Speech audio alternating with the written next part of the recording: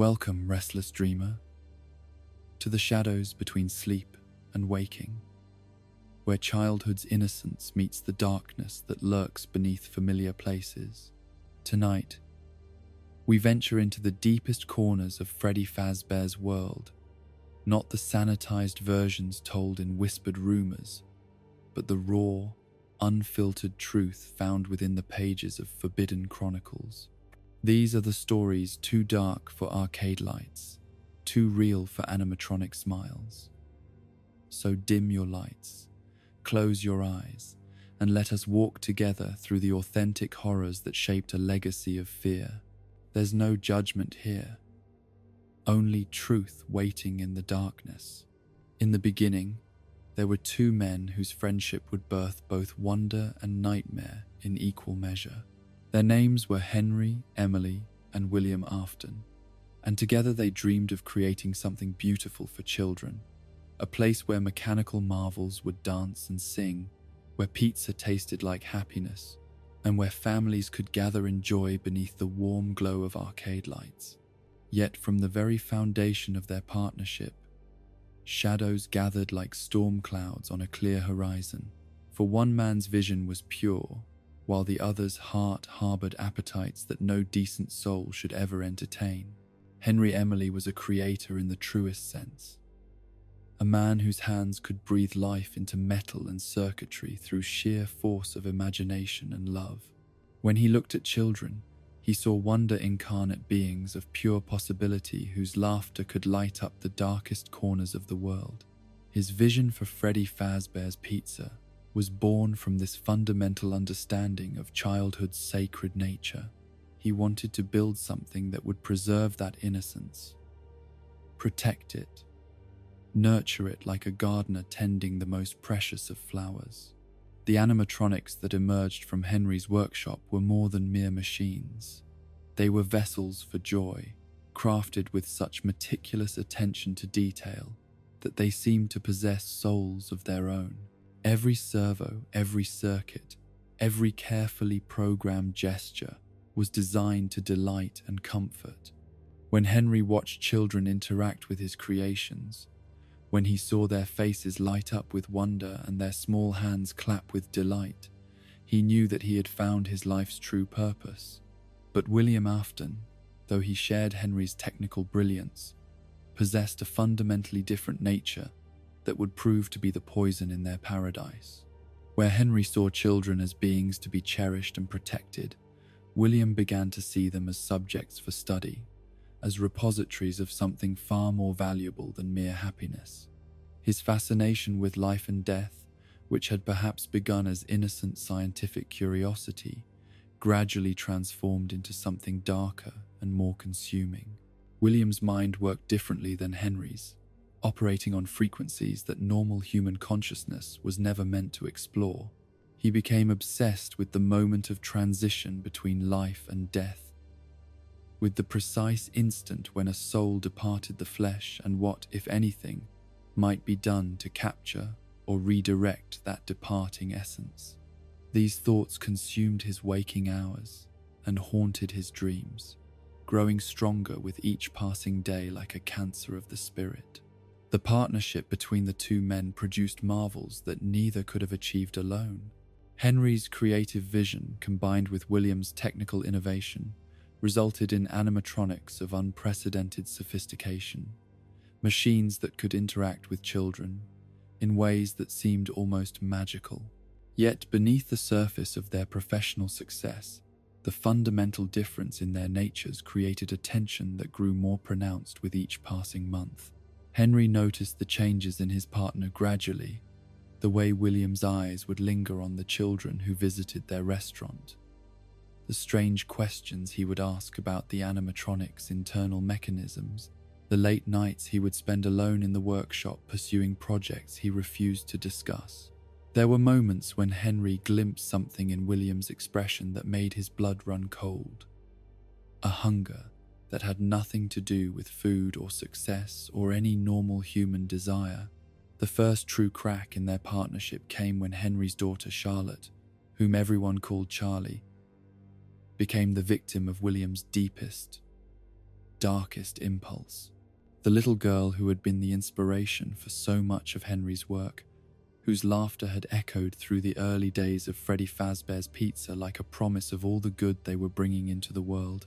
was murdered by the very man Henry had trusted as his closest friend and business partner. The night Charlie died, she had been locked outside the restaurant while a party continued inside, the adults too distracted by their celebrations to notice one small child's absence until it was far too late. William found her there in the alley behind the building, vulnerable and alone, and in that moment of opportunity, the monster that had been growing within him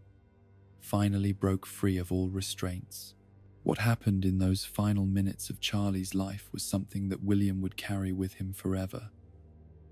Not as a burden of guilt,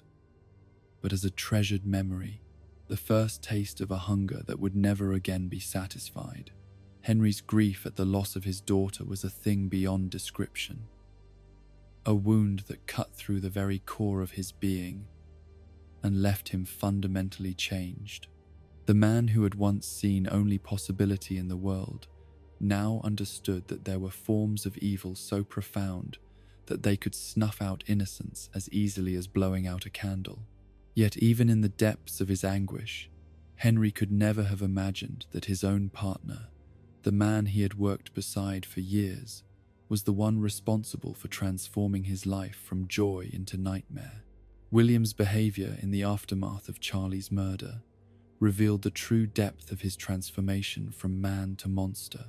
Where a normal person would have shown shock, grief, or at least appropriate concern,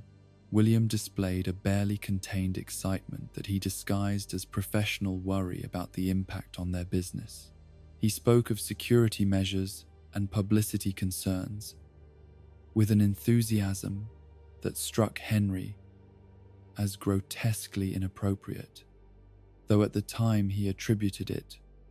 to different ways of processing tragedy. But William's real interest lay not in covering up the crime, but in studying its effects, particularly the strange phenomena that began to manifest around the puppet, an animatronic that Henry had created as a security system designed to watch over children. In the days following Charlie's death, the puppet began to exhibit behaviors that defied its programming, moving in ways that suggested an intelligence far beyond its artificial origins, as if something had taken residence within its mechanical form. William watched these developments with the fascination of a scientist observing a successful experiment. He began to understand that death was not an ending, but a transformation,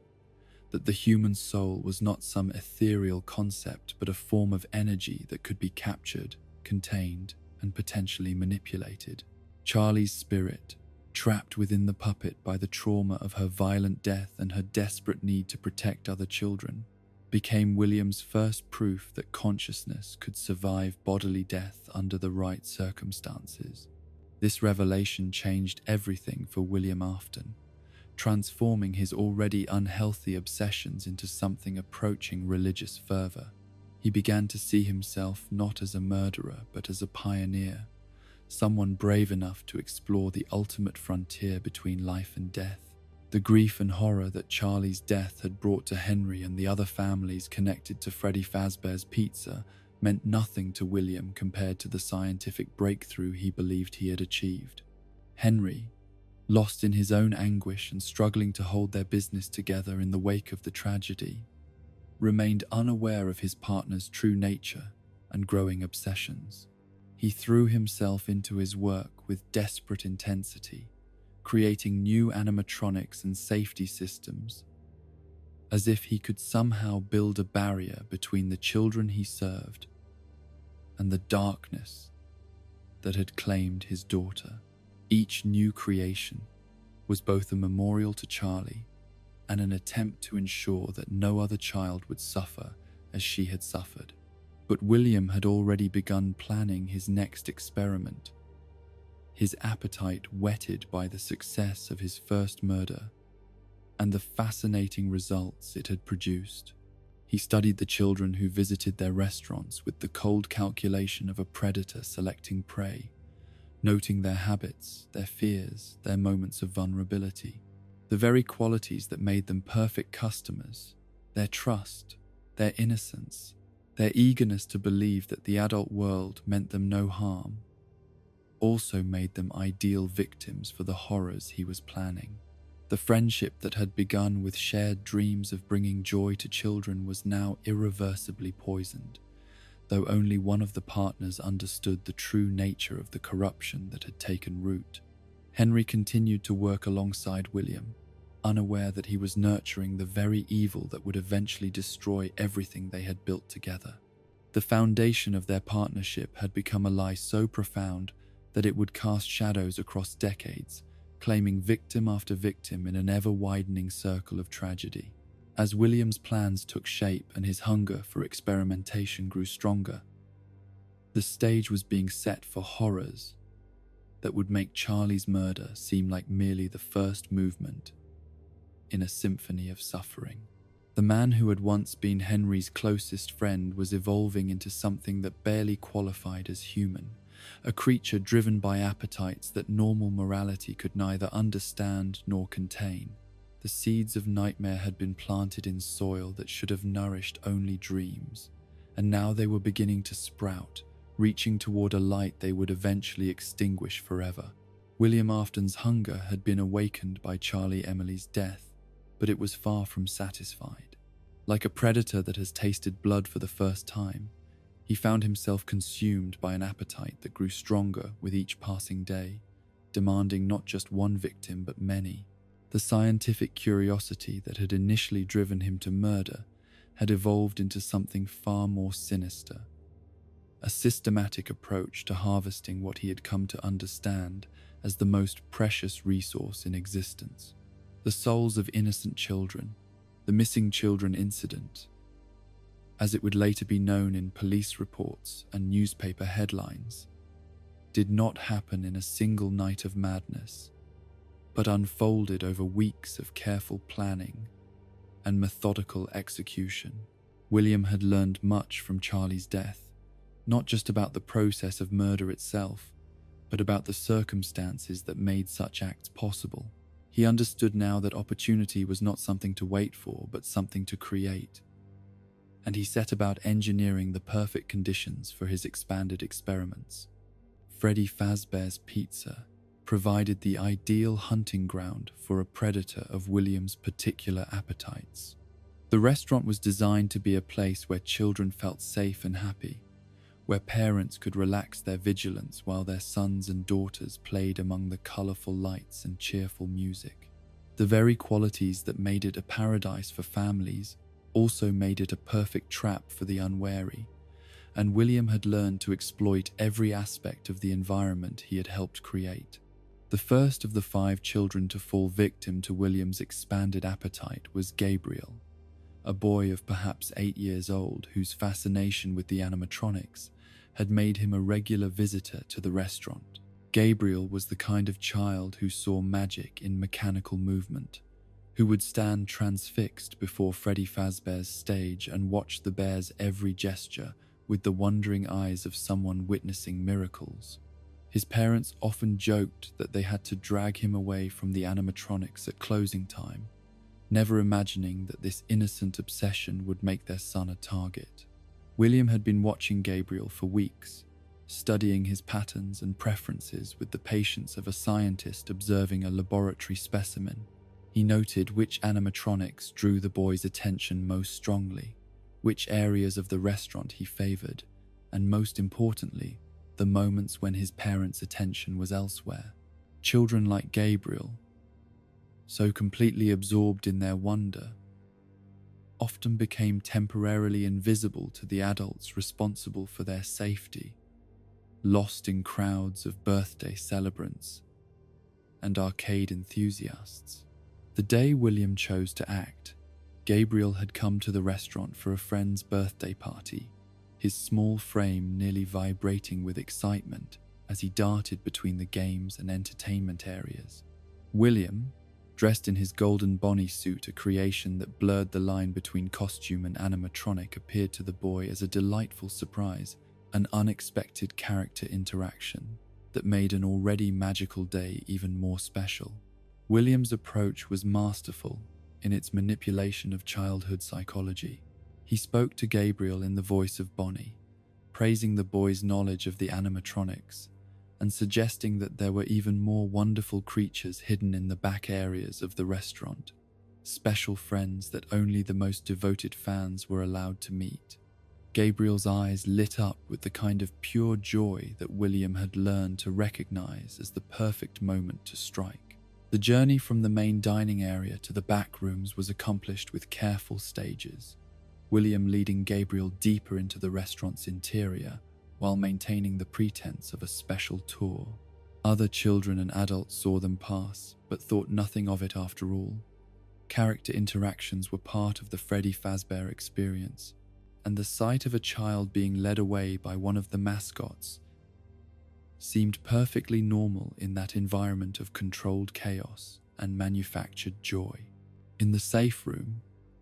hidden away from public access and surveillance cameras,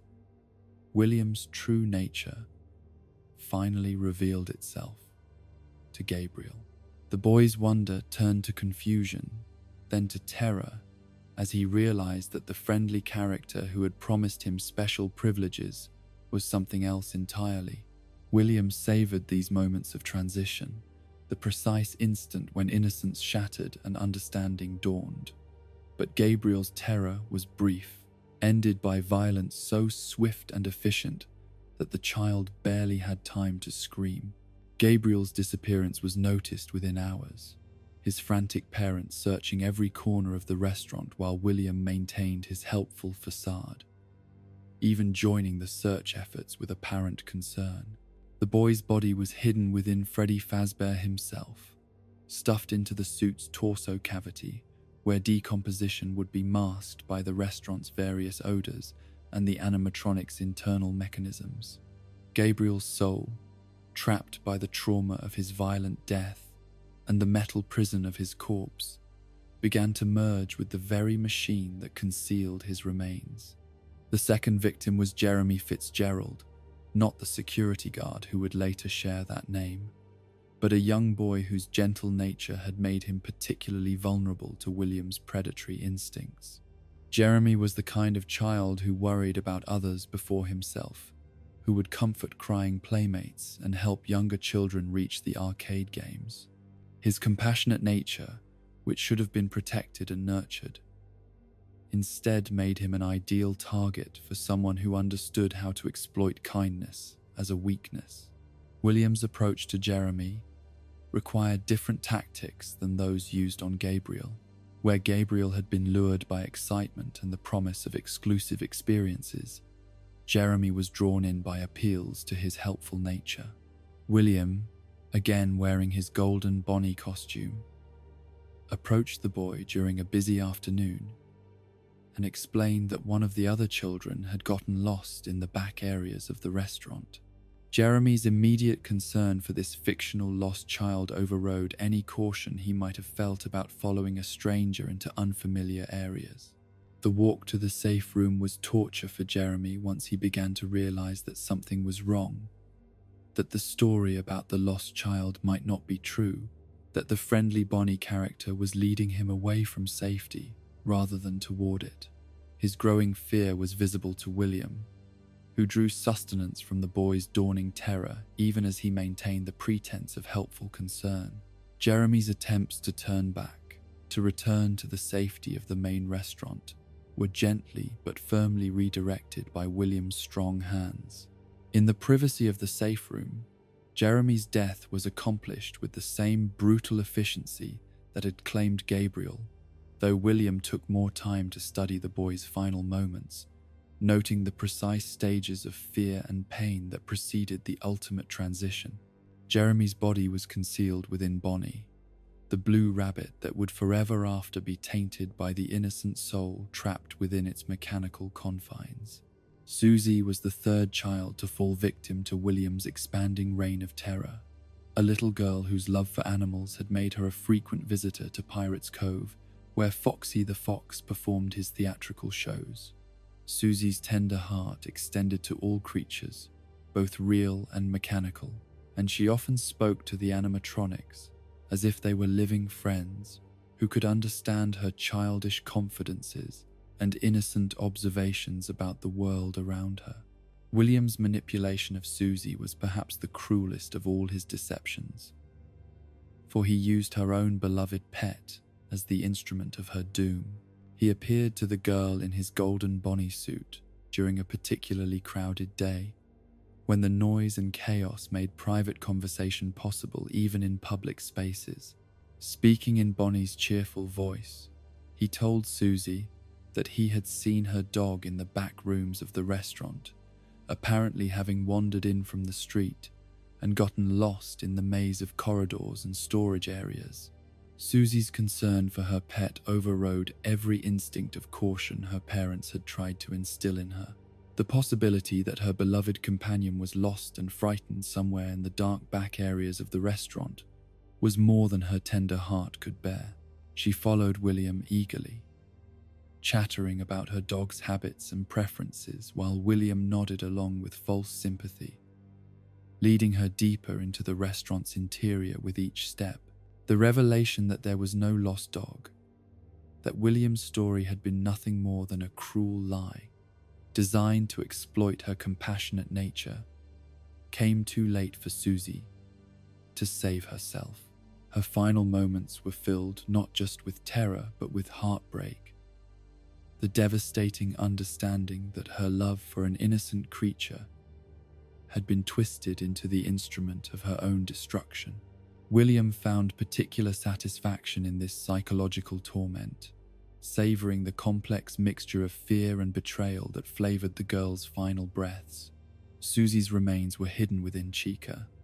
the yellow chicken whose cheerful demeanor would forever after be haunted by the gentle soul trapped within. The irony was not lost on William. The girl who had loved animals so deeply was now bound to a mechanical creature,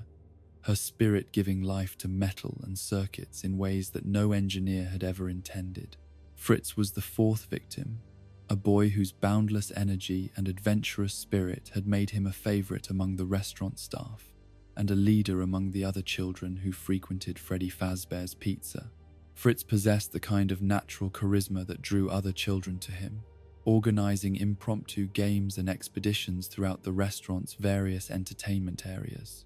His confidence and social nature, which should have been assets in navigating the world, instead made him vulnerable to a predator who understood how to weaponize leadership instincts. William's approach to Fritz required the most sophisticated manipulation yet, for the boy was not as easily isolated as the previous victims had been. Fritz's natural tendency was to remain with groups of other children, making it difficult to create the private opportunities that William's methods required. The solution came through appealing to Fritz's sense of responsibility for his friends, convincing him that his leadership was needed to help solve a problem that threatened other children's safety. William appeared to Fritz during a birthday party that had drawn an unusually large crowd of children, the chaos providing perfect cover for his deceptions. In his golden Bonnie persona, he explained to Fritz that some of the other children had gone exploring in areas of the restaurant that were off limits and potentially dangerous. As the natural leader of his peer group, Fritz would surely want to help guide these lost children back to safety before they could come to harm. Fritz's immediate acceptance of this responsibility, his willingness to follow William into the restaurant's back areas for the sake of children who needed his help, demonstrated the very qualities that made him beloved by his friends and family. His concern for others overrode any personal caution, and he followed William deeper into the restaurant, while discussing the best strategies for organizing a search and ensuring that everyone returned safely to their families. The safe room became Fritz's final destination, though he never found the lost children he had been so eager to help. His death was accomplished with the same brutal efficiency that had claimed the others, though William noted with scientific interest how the boy's leadership instincts persisted even in his final moments, his last words being attempts to warn other children about the danger he had discovered too late. Fritz's body was concealed within Foxy, the pirate fox whose theatrical performances would forever after be powered by the spirit of a boy who had died trying to protect his friends. The fifth and final victim of William's systematic campaign was Cassidy, a child whose fierce independence and natural suspicion made her the most challenging target William had yet attempted to claim. Unlike the others, Cassidy possessed an instinctive wariness of adults who seemed too eager to befriend children, a quality that had kept her safe in situations where other children might have been vulnerable. Her protective instincts extended not just to herself but to the younger children around her, making her something of a guardian figure among her peers. William's pursuit of Cassidy required weeks of careful observation and planning, for the girl's cautious nature made his usual tactics ineffective. She did not respond to promises of special treats or exclusive experiences, nor was she easily manipulated through appeals to her helpfulness or compassion. William found himself grudgingly impressed by the child's survival instincts, even as he plotted ways to circumvent them for his own purposes. The breakthrough came when William realized that Cassidy's protective instincts could be turned against her, just as the other children's positive qualities had become the instruments of their doom. During a particularly busy afternoon, William staged an elaborate deception involving what appeared to be another child in distress, a carefully orchestrated scene designed to trigger Cassidy's guardian impulses in a way that would isolate her from the safety of the crowd. William's performance as the helpful adult trying to assist a crying child was masterful, complete with convincing dialogue and realistic emotional responses. Cassidy's initial suspicion was gradually overcome by the apparent urgency of the situation and the visible distress of what she believed was a younger child in need of help. Her decision to follow William was not made lightly or easily, but her protective nature ultimately overruled her caution. The journey to the safe room revealed the deception gradually, William allowing his mask to slip bit by bit as they moved away from potential witnesses and sources of help. Cassidy's realization of the trap came earlier than it had for the other children, her survival instincts finally recognizing the danger, but by then she was too far from safety to escape the fate that William had planned for her. Cassidy's death was different from the others, marked by a fierce resistance that impressed even her murderer. She fought with the desperate fury of someone who understood exactly what was happening and refused to accept it quietly. William found himself energized by this resistance, savoring the challenge it presented and the complex emotions it generated. When Cassidy finally succumbed to his violence, her spirit carried with it a rage and determination that would prove far more dangerous to William than he could possibly have anticipated. Cassidy's remains were hidden within the golden Freddy suit, a special creation that would later become known as Fredbear, though the connection between the costume and its grisly contents remained William's secret. The girl's spirit, burning with fury at the injustice of her fate and the deaths of the other children, began to inhabit the golden bear with an intensity that surpassed even the other victims' supernatural manifestations. The 5 murders had been accomplished over the course of several weeks, each one carefully planned and executed with increasing sophistication as William refined his methods and deepened his understanding of the forces he was unleashing. The children's disappearances were noticed, of course, and investigations were launched, but William's position as a co-owner of the restaurant and his apparent cooperation with the authorities helped deflect suspicion from his direction. The bodies were never found, their remains hidden within the very animatronics that had once brought joy to so many children. The parents' grief was a thing beyond description, their loss compounded by the uncertainty of not knowing what had happened to their beloved sons and daughters. Some held on to hope that their children might still be alive somewhere, lost or kidnapped but potentially recoverable, while others gradually accepted the horrible truth that their families would never be whole again. But the children themselves were not gone, not in any sense that mattered to the supernatural forces that had been awakened by their violent deaths. Gabriel, Jeremy, Susie, Fritz, and Cassidy found themselves trapped within the metal confines of the animatronics that concealed their corpses, their consciousness preserved by trauma and rage in ways that defied every natural law. They were confused at first, unable to understand their new existence or the strange sensations that came from inhabiting mechanical bodies rather than flesh and blood. Gradually, as days turned to weeks and weeks to months, the children began to understand their situation and remember the circumstances of their deaths. The fog of trauma slowly lifted, revealing not peace or acceptance, but a burning desire for justice that would not be satisfied by any earthly court or conventional punishment. They remembered William Afton, remembered his false kindness and his true cruelty, remembered the safe room where their innocence had been destroyed along with their lives. The animatronics began to exhibit behaviors that their programming could not explain, moving in ways that suggested conscious control rather than mechanical automation. They would stare at certain adults with expressions that seemed almost human in their intensity, focusing particularly on men who bore any resemblance to their murderer. The restaurant staff attributed these anomalies to technical glitches or programming errors, never suspecting that they were witnessing the manifestations of souls that refused to rest. William watched these developments with fascination rather than fear, seeing in the children's supernatural survival confirmation of his theories about death and consciousness. He had proven that the human soul could persist beyond bodily death under the right circumstances, that trauma and strong emotion could bind consciousness to physical objects in ways that conventional science had never imagined. The children's haunting of their mechanical prisons was not a horror to be feared, but a triumph to be celebrated, evidence of his success as a pioneer in the ultimate frontier. Yet even William,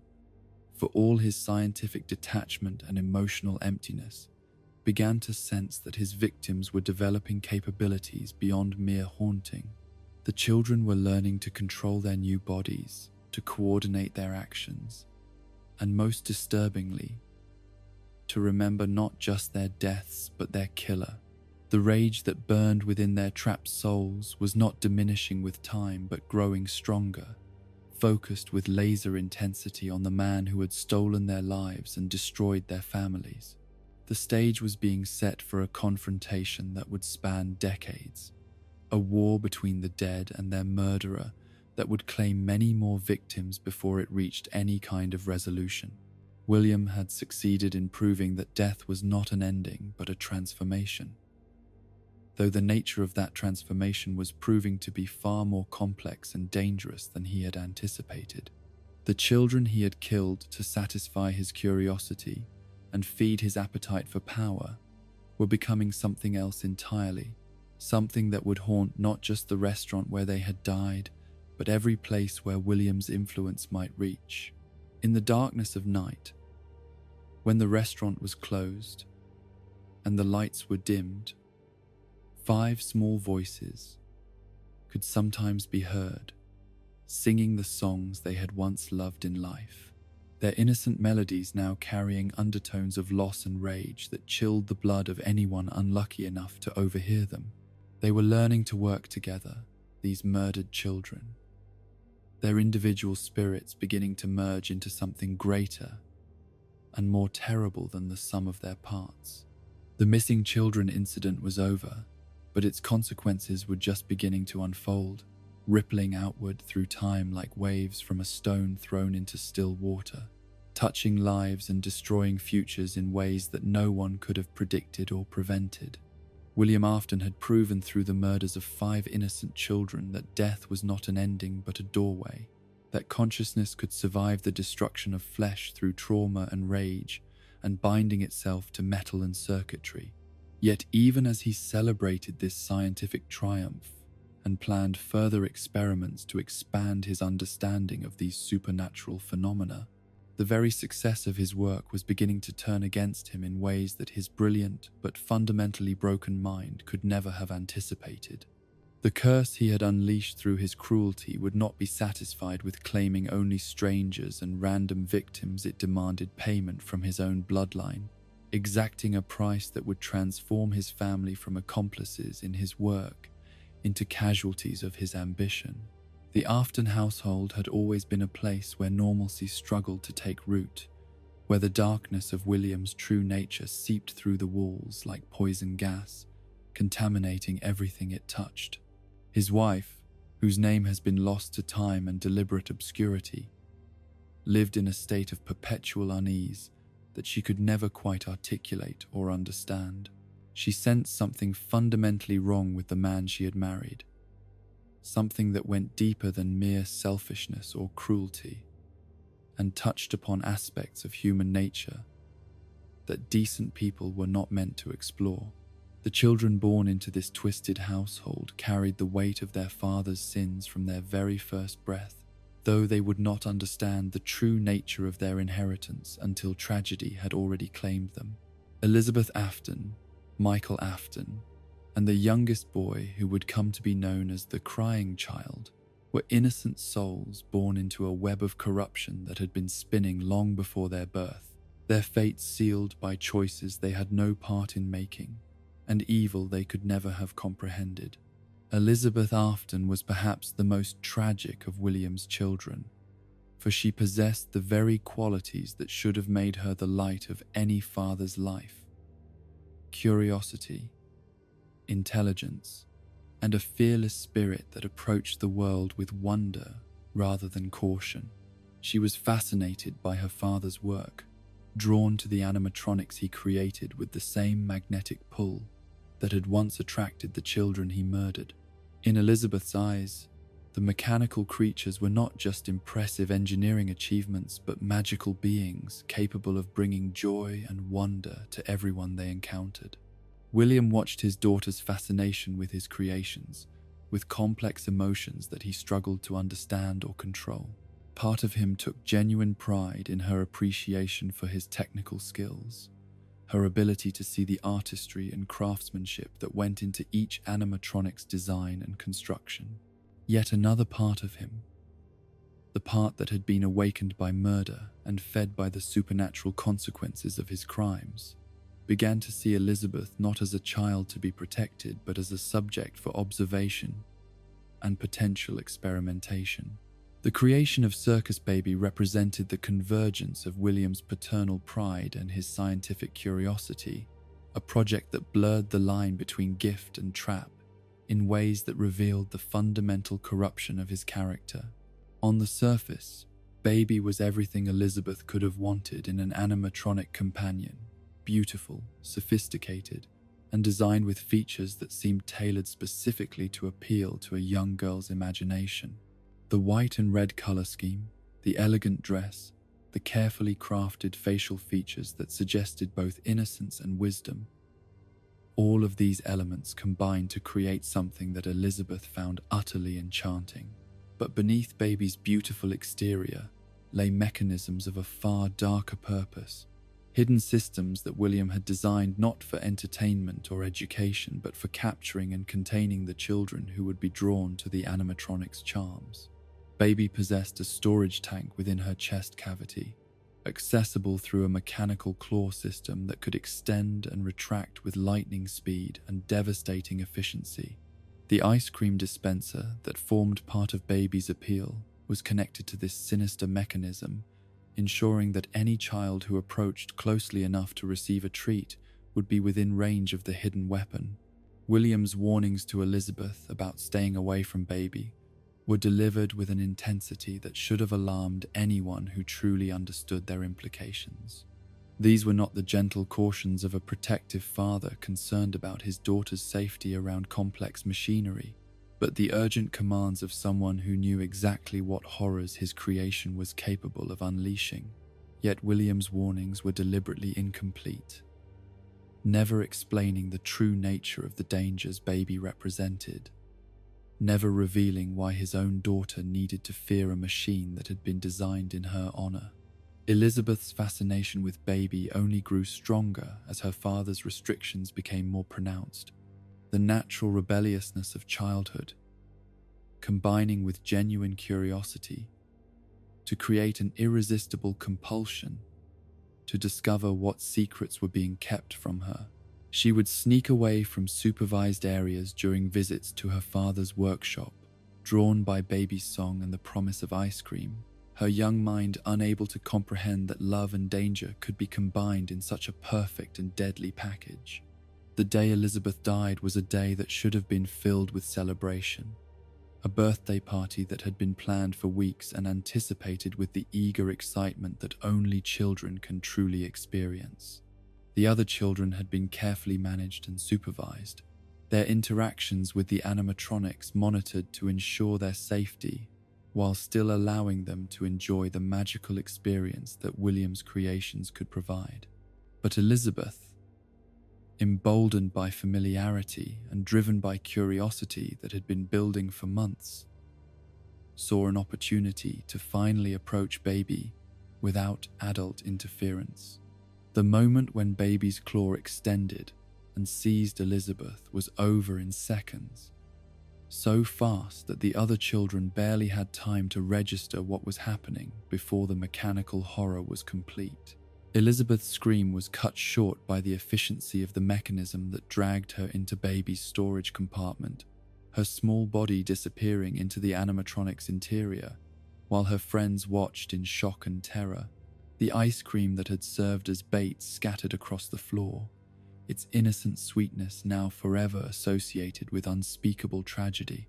William's reaction to his daughter's death revealed the true depth of his transformation from human being to monster. For instead of grief or horror, he felt primarily fascination and a perverse sense of validation. Elizabeth's fate proved that his designs worked exactly as intended, that the mechanisms he had built into his animatronics were capable of capturing children with devastating efficiency. The fact that his own daughter had become the victim of his engineering was almost secondary to the scientific confirmation her death provided. Yet Elizabeth's death also marked the beginning of William's family's supernatural curse. For her spirit did not depart peacefully, but remained trapped within Baby's mechanical form, bound by trauma and confusion to the very machine that had killed her. Elizabeth's consciousness, preserved within the animatronic's circuitry,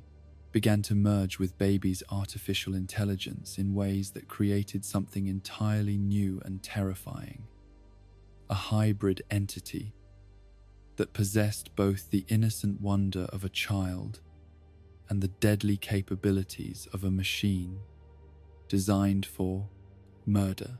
The other children at the party were traumatized by witnessing Elizabeth's death, their young minds struggling to process the transformation of a birthday celebration into a scene of horror that would haunt their dreams for years to come. The adults who had been present faced their own psychological challenges, trying to understand how a machine designed to entertain children had become the instrument of such devastating tragedy. Official investigations were launched, and safety inspections were conducted, but William's position and influence allowed him to control the narrative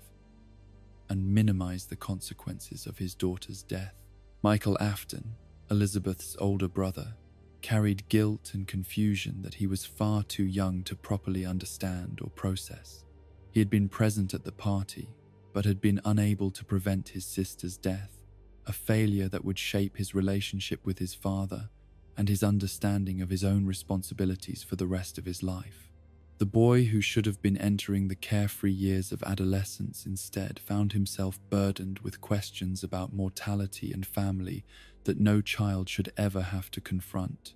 But the tragedy that claimed Elizabeth was only the first movement in a symphony of family destruction that William's sins had set in motion, for his youngest son would soon follow his sister into death through circumstances that were both similar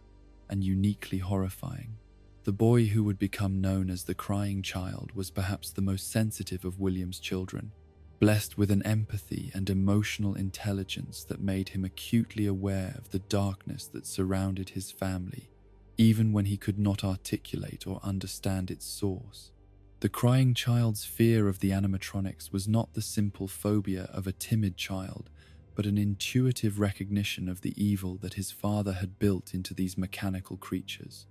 a spiritual sensitivity that allowed him to perceive dangers that others could not see or acknowledge. His tears and nightmares were not signs of weakness, but evidence of a soul pure enough to recognize corruption even when it was disguised as entertainment and wonder. Michael's relationship with his youngest brother was complicated by grief, guilt, and the normal dynamics of sibling rivalry, all twisted and intensified by the supernatural atmosphere that had begun to permeate the Afton household. The older boy found himself torn between protective instincts and a growing resentment toward a sibling whose obvious fear and distress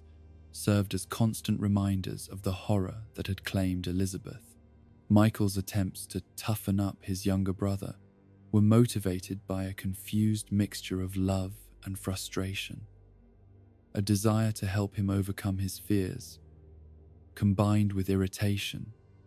at his continued vulnerability. The prank that would lead to the crying child's death was conceived not as an act of deliberate cruelty, but as a misguided attempt to force his younger brother to confront and overcome his fears through direct exposure to their prank. Source: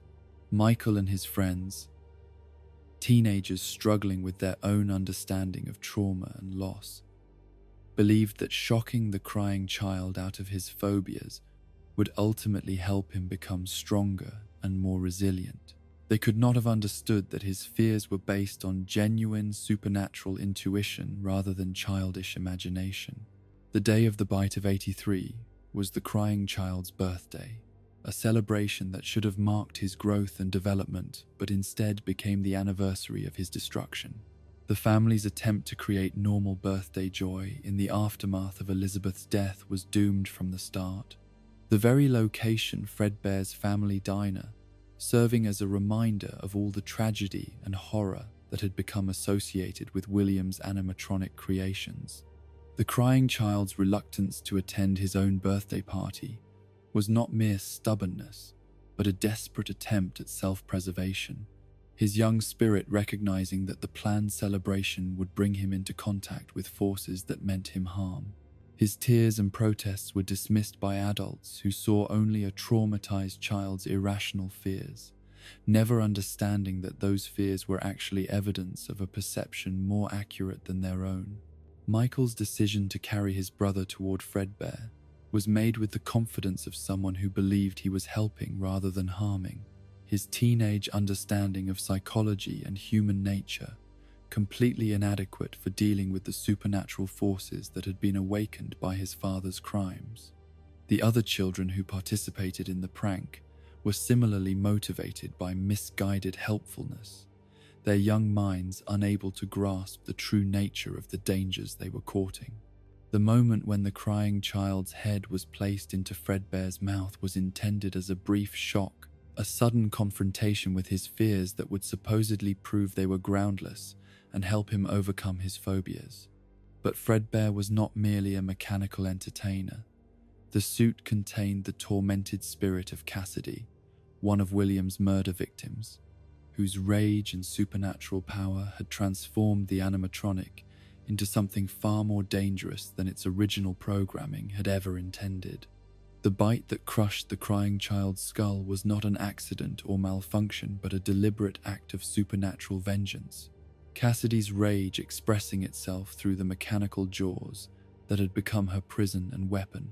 The force of the bite was far beyond anything the animatronic's original motors could have generated,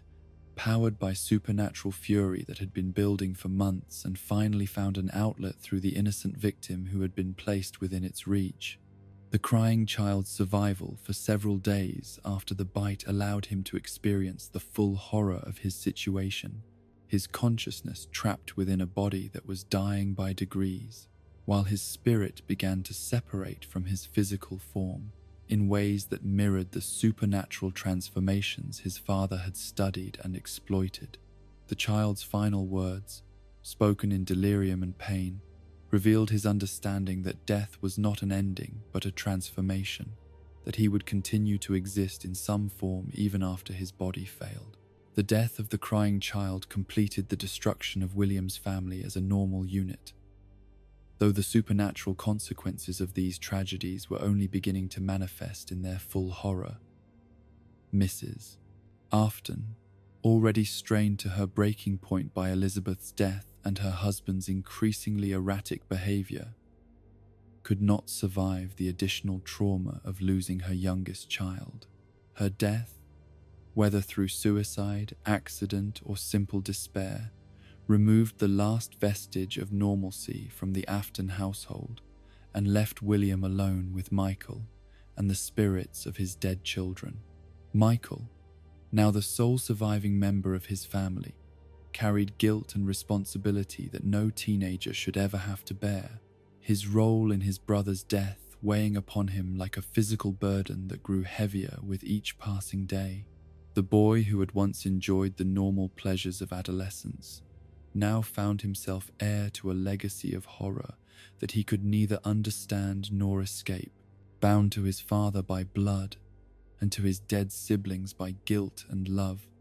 and the supernatural forces that refused to let the past remain buried. William's response to the destruction of his family revealed the complete absence of normal human emotion in his character. For instead of grief or remorse, he felt primarily irritation at the disruption to his work and experiments. The deaths of Elizabeth and the crying child were inconveniences rather than tragedies, obstacles to be overcome rather than losses to be mourned. His wife's death barely registered in his consciousness, except as it freed him from the need to maintain pretenses of normal family life. Yet the supernatural consequences of his family's destruction would prove far more significant than William initially understood, for the spirits of Elizabeth and the crying child joined the tormented souls of the murdered children in ways that created new alliances and new forms of supernatural power. Elizabeth's consciousness, merged with baby's systems, began to develop capabilities that went far beyond mere haunting, while the crying child's spirit found ways to manifest that would plague his father for decades to come. The Afton family tragedy was complete, but its echoes would continue to reverberate through time, creating ripples of supernatural horror that would eventually engulf everyone who came into contact with William's work and legacy. The man who had sought to unlock the secrets of death and consciousness through the murder of innocent children had succeeded beyond his wildest dreams, but the price of that success would be paid not just by his victims but by his own blood, his own legacy, and ultimately, his own soul. In the quiet moments of the night, when the world seemed still and peaceful, the voices of Elizabeth and the crying child could sometimes be heard calling for their father, their innocent pleas now carrying undertones of supernatural knowledge and power that would have chilled the blood of anyone fortunate enough not to understand their true implications. The family that had once shared a name and a home was now bound together by forces far darker and more enduring than mere genetics or affection, their connection forged in trauma and sustained by the refusal of the dead to remain at rest. William Afton's hunger for understanding the mysteries of life and death had grown beyond mere murder into something far more systematic and scientific, a methodical exploration of human suffering that treated agony as a resource to be harvested and terror as a tool to be refined. The deaths of his own children had provided him with valuable data about the supernatural forces he was manipulating, but they had also taught him that proximity to his victims created complications that interfered with the purity of his experiments. What he needed was a controlled environment, a laboratory where he could conduct his research without the messy, emotional entanglements that came from destroying lives connected to his own. The underground facility that William constructed beneath his house was a monument to calculated cruelty, a maze of chambers and corridors designed specifically for the systematic torture and murder of children, whose disappearances would be attributed to random predation rather than scientific inquiry. Every aspect of the bunker's design reflected William's evolution, from opportunistic killer to methodical researcher, from someone who seized chances as they presented themselves to someone who created the perfect conditions for sustained experimentation. The construction of this subterranean horror required months of careful planning and execution, the excavation carried out in stages that would not attract unwanted attention from neighbors or local authorities. William used his legitimate business interests as cover for the heavy machinery and construction materials required for the project, explaining away the activity as routine maintenance or expansion of his workshop facilities. The soundproofing that lined every wall of the bunker was installed under the guise of noise control for his animatronics work, though its true purpose was far more sinister. The centerpiece of William's underground laboratory was a collection of animatronics unlike anything he had created for public consumption, mechanical horrors that bore only superficial resemblance to their entertainment-focused predecessors. These twisted creatures were nightmares given form, their appearances designed not to comfort and delight, but to inspire maximum psychological terror in their victims. Every aspect of their construction, from their grotesquely elongated limbs to their razor-sharp teeth to their eyes that glowed with malevolent intelligence, was calculated to trigger primal fears buried deep within the human psyche. The technology that brought these twisted animatronics to life was perhaps William's greatest innovation, a breakthrough in both engineering and psychological manipulation that surpassed even his previous achievements in the field of supernatural consciousness transfer. The sound illusion discs that powered the twisted creations were marvels of miniaturized electronics, devices no larger than a coin that could generate audio frequencies capable of directly interfacing with the human brain's perception centers. These discs worked by exploiting the brain's natural tendency to fill in missing information and create coherent narratives from incomplete sensory data, broadcasting specific frequencies that caused the victim's own mind to construct the horrific images they perceived. The twisted animatronics were not merely machines that looked frightening, they were psychological weapons that used the victim's own imagination as the primary instrument of torture, forcing them to participate in their own terrorization through the very act of perception. The first test subjects for William's twisted creations were children from Charlie Emily's social circle, young people whose connection to his former partner's daughter made them particularly satisfying targets for his evolved cruelty. These teenagers, who had grown up in the shadow of Freddy Fazbear's Pizza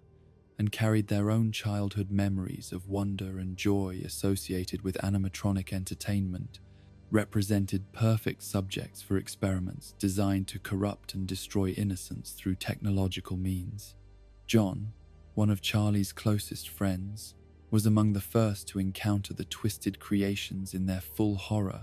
his experience serving as a proof of concept for the psychological manipulation systems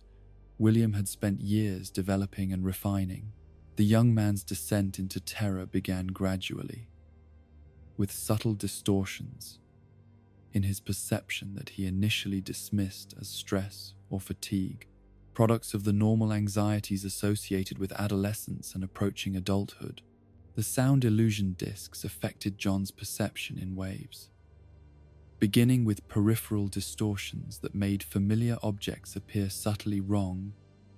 or threatening, shadows that seemed to move independently of their sources, and sounds that carried undertones of menace that conventional audio equipment could never reproduce.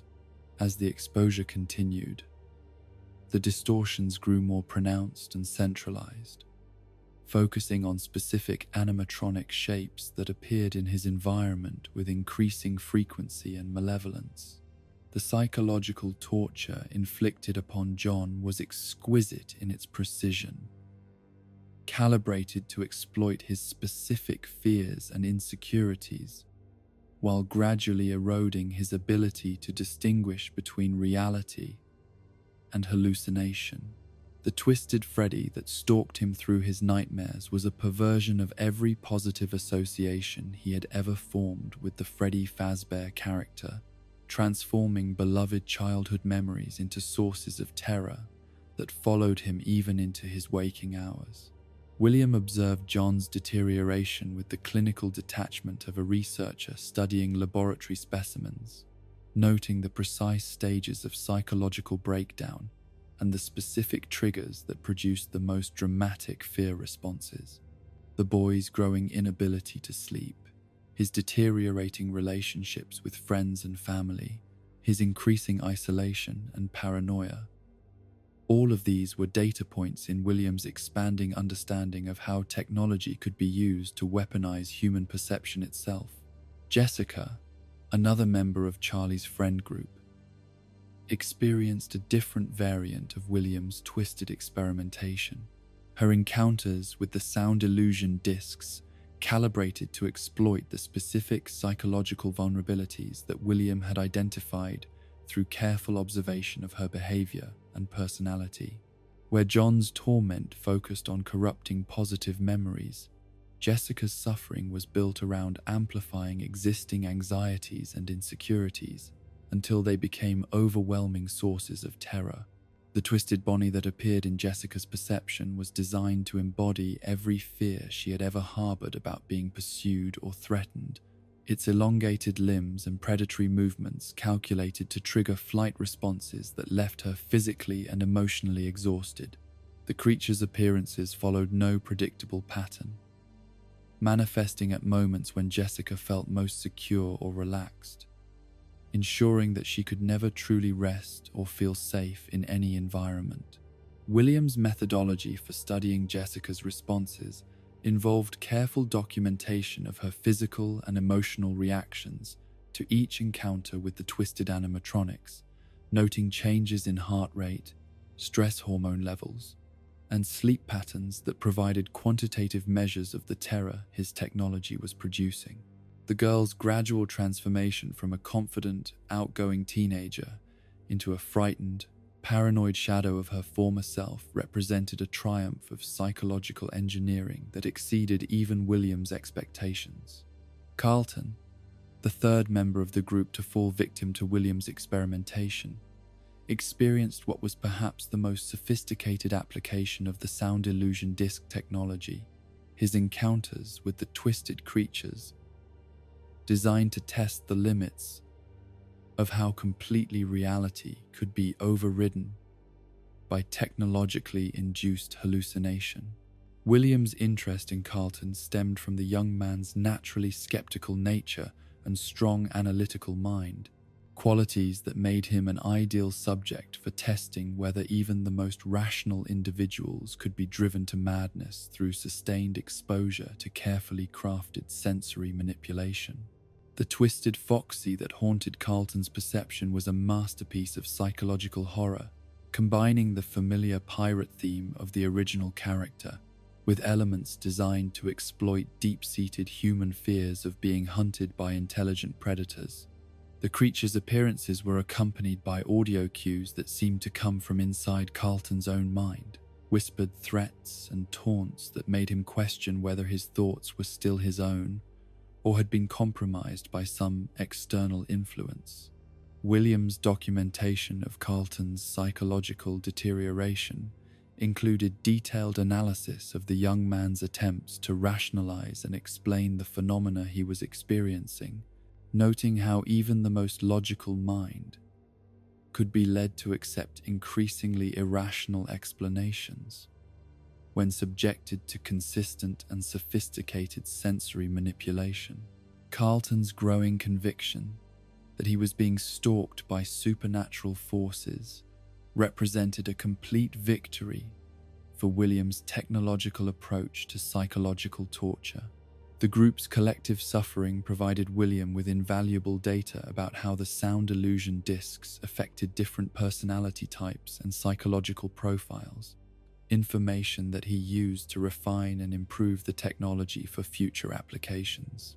The variations in how each victim responded to the same basic stimuli revealed the importance of customizing the hallucinations to match individual fears and vulnerabilities, leading William to develop more sophisticated targeting algorithms that could adapt the illusions in real time based on the victim's responses. Marla, whose encounter with the twisted animatronics came later in William's experimental timeline, experienced the most refined and advanced version of the technology, her torment representing the culmination of months of research and development based on the suffering of her predecessors. The illusions that plagued her were seamlessly integrated with reality, creating a world where the boundary between actual threats and manufactured horrors had been completely erased. The twisted wolf that terrorized Marla was designed using psychological profiles that William had developed through careful study of her behavior, interests, and social relationships, resulting in a creature that seemed to know her better than she knew herself. The animatronic's appearances were timed to coincide with moments of emotional vulnerability, its threats specifically crafted to exploit her deepest insecurities and fears about her relationships with the people she cared about most. William's observation of Marla's responses provided him with new insights into the relationship between emotional trauma and supernatural manifestation, particularly the ways in which extreme psychological stress could create conditions similar to those produced by violent death. The girl's increasing isolation from her support network, combined with her growing inability to trust her own perceptions, created a feedback loop that amplified the effects of the sound illusion discs beyond their original parameters. The underground facility where William conducted these experiments became a repository of human suffering on a scale that defied comprehension, its chambers filled with the recorded screams and pleas of victims whose torment had been methodically documented and analyzed. The data collected from each subject was stored in files that read like instruction manuals for psychological torture, complete with recommendations for optimizing terror response and maximizing the duration of suffering before the victim's complete mental breakdown. The sound illusion discs themselves evolved throughout the course of William's experimentation, their technology refined through practical application to the point where they could produce hallucinations indistinguishable from reality even under careful scrutiny. The miniaturization of the components allowed the discs to be hidden virtually anywhere, embedded in everyday objects, or even implanted surgically in victims who were intended for long-term study. The psychological profiles that William developed based on his victims' responses became the foundation for a new understanding of human consciousness and vulnerability, revealing the specific frequencies and stimulus patterns that could override rational thought and replace it with manufactured terror. This knowledge represented a form of power that went far beyond mere physical dominance, offering the possibility of controlling not just a victim's actions, but their very perception of reality itself. The twisted animatronics served as delivery systems for this psychological manipulation technology, their horrific appearances designed to serve as focal points for the hallucinations generated by the sound illusion discs, while providing plausible explanations for the victim's terror that would discourage outside investigation. The creatures existed simultaneously as physical objects and as psychological constructs, their reality dependent on the observer's exposure to William's technological manipulation. William's documentation of the experimental process revealed his growing understanding that fear itself could serve as a form of spiritual energy, a resource that could be harvested and concentrated through technological means just as surely as the remnant he had learned to extract from murder victims. The prolonged suffering of his test subjects produced what he came to recognize as a form of agony that could be captured and stored, providing him with new raw materials for his expanding research into the nature of consciousness and supernatural manifestation. The success of the twisted animatronic experiments convinced William that he had discovered the ultimate synthesis of technology and psychology, a means of inflicting suffering that was both more sophisticated and more sustainable than his previous methods. The victims of his sound illusion discs could be tormented for extended periods without the finality of death, providing him with living laboratories for the study of human consciousness under extreme duress. The underground facility became William's preferred workspace for developing new applications of his psychological torture technology, its isolation, allowing him to experiment without the constraints of public scrutiny or moral considerations that had sometimes limited his previous research. The screams that echoed through its corridors were not cries for help, but data points in his expanding understanding of human suffering as a measurable and manipulable phenomenon. The knowledge gained from these experiments would eventually be applied to larger-scale projects, including the development of animatronics capable of targeting specific individuals for psychological manipulation and the creation of entertainment systems designed to subtly influence the perceptions and behaviors of their users. William's vision of a world where human consciousness could be controlled and directed through technological means was gradually becoming a reality, built upon a foundation of suffering that few could imagine, and fewer still would survive. William Afton's mastery of psychological torture through the twisted animatronics had proven the viability of sustained experimentation, but his ambitions extended far beyond the confines of his underground laboratory and the limited number of victims he could personally oversee. The success of his sound illusion disc technology had revealed new possibilities for expanding his research, opportunities to create entire facilities dedicated to the systematic study of human consciousness under conditions of extreme duress, while maintaining the facade of legitimate business operations that would provide both funding and cover for his increasingly sophisticated crimes. The concept that would eventually manifest as Circus Baby's entertainment and rental represented the culmination of William's evolution from individual predator to industrial-scale harvester of human suffering, a business model that transformed child murder from a personal obsession into a profitable enterprise. The rental service would provide him with access to countless victims while generating the revenue needed to fund ever more elaborate experiments in the manipulation of life, death, and the supernatural forces that bound them together. The underground facility that housed Circus Baby's entertainment and rental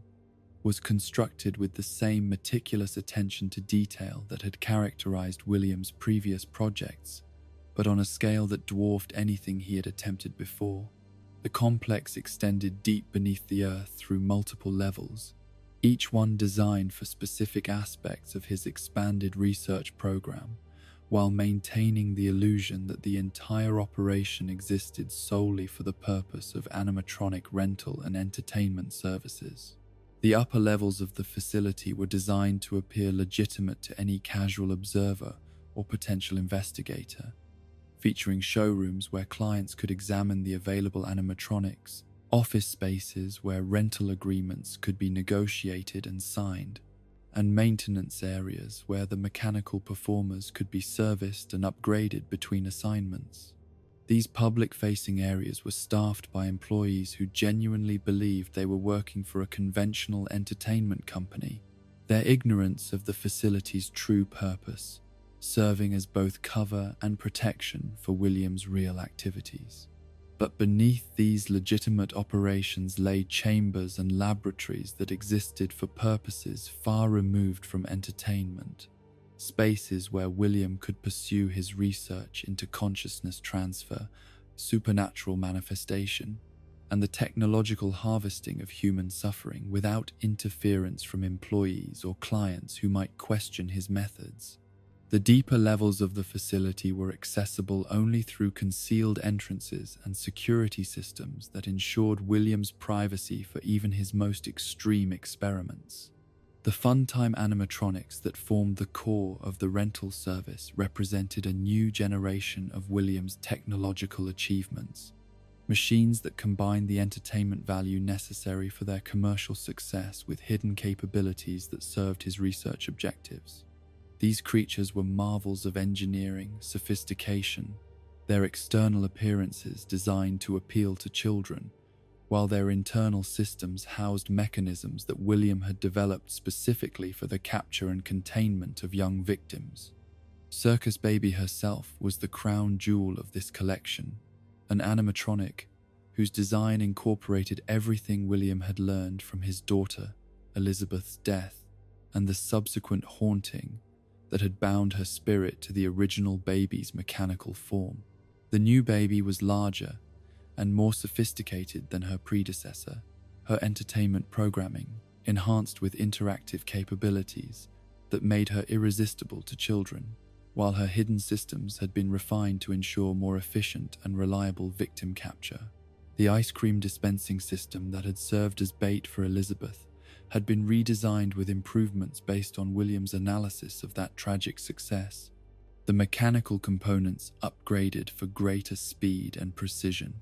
while the storage compartment within baby's torso had been expanded to accommodate multiple victims if circumstances required. The claw mechanism that performed the actual capture had been strengthened and sharpened, ensuring that resistance from victims would be quickly and permanently overcome. Ballora represented a different approach to victim acquisition. Her design focused on psychological manipulation rather than physical capture, though she possessed hidden capabilities that could prove deadly when circumstances required direct action. The dancing animatronic's grace and beauty served as a form of hypnotic fascination for both children and adults, her movements calibrated to trigger specific neurological responses that induced states of relaxation and lowered inhibitions in potential victims. The music that accompanied Ballora's performances contained subliminal frequencies similar to those used in Williams' sound illusion discs, though calibrated for influence rather than terror, designed to make listeners more suggestible and compliant while gradually eroding their natural caution around unfamiliar situations. Children exposed to Ballora's performances often reported feeling unusually calm and trusting, conditions that made them ideal subjects for approaches by other members of Williams' mechanical collection. Funtime Freddy and his hand puppet Bonbon embodied Williams' understanding that children responded positively to interactive entertainment that seemed to acknowledge their individual presence and preferences. His design incorporating advanced speech recognition and response systems that allowed the animatronic to engage in seemingly spontaneous conversation with young visitors. The bear's jovial personality and apparent friendship with his smaller companion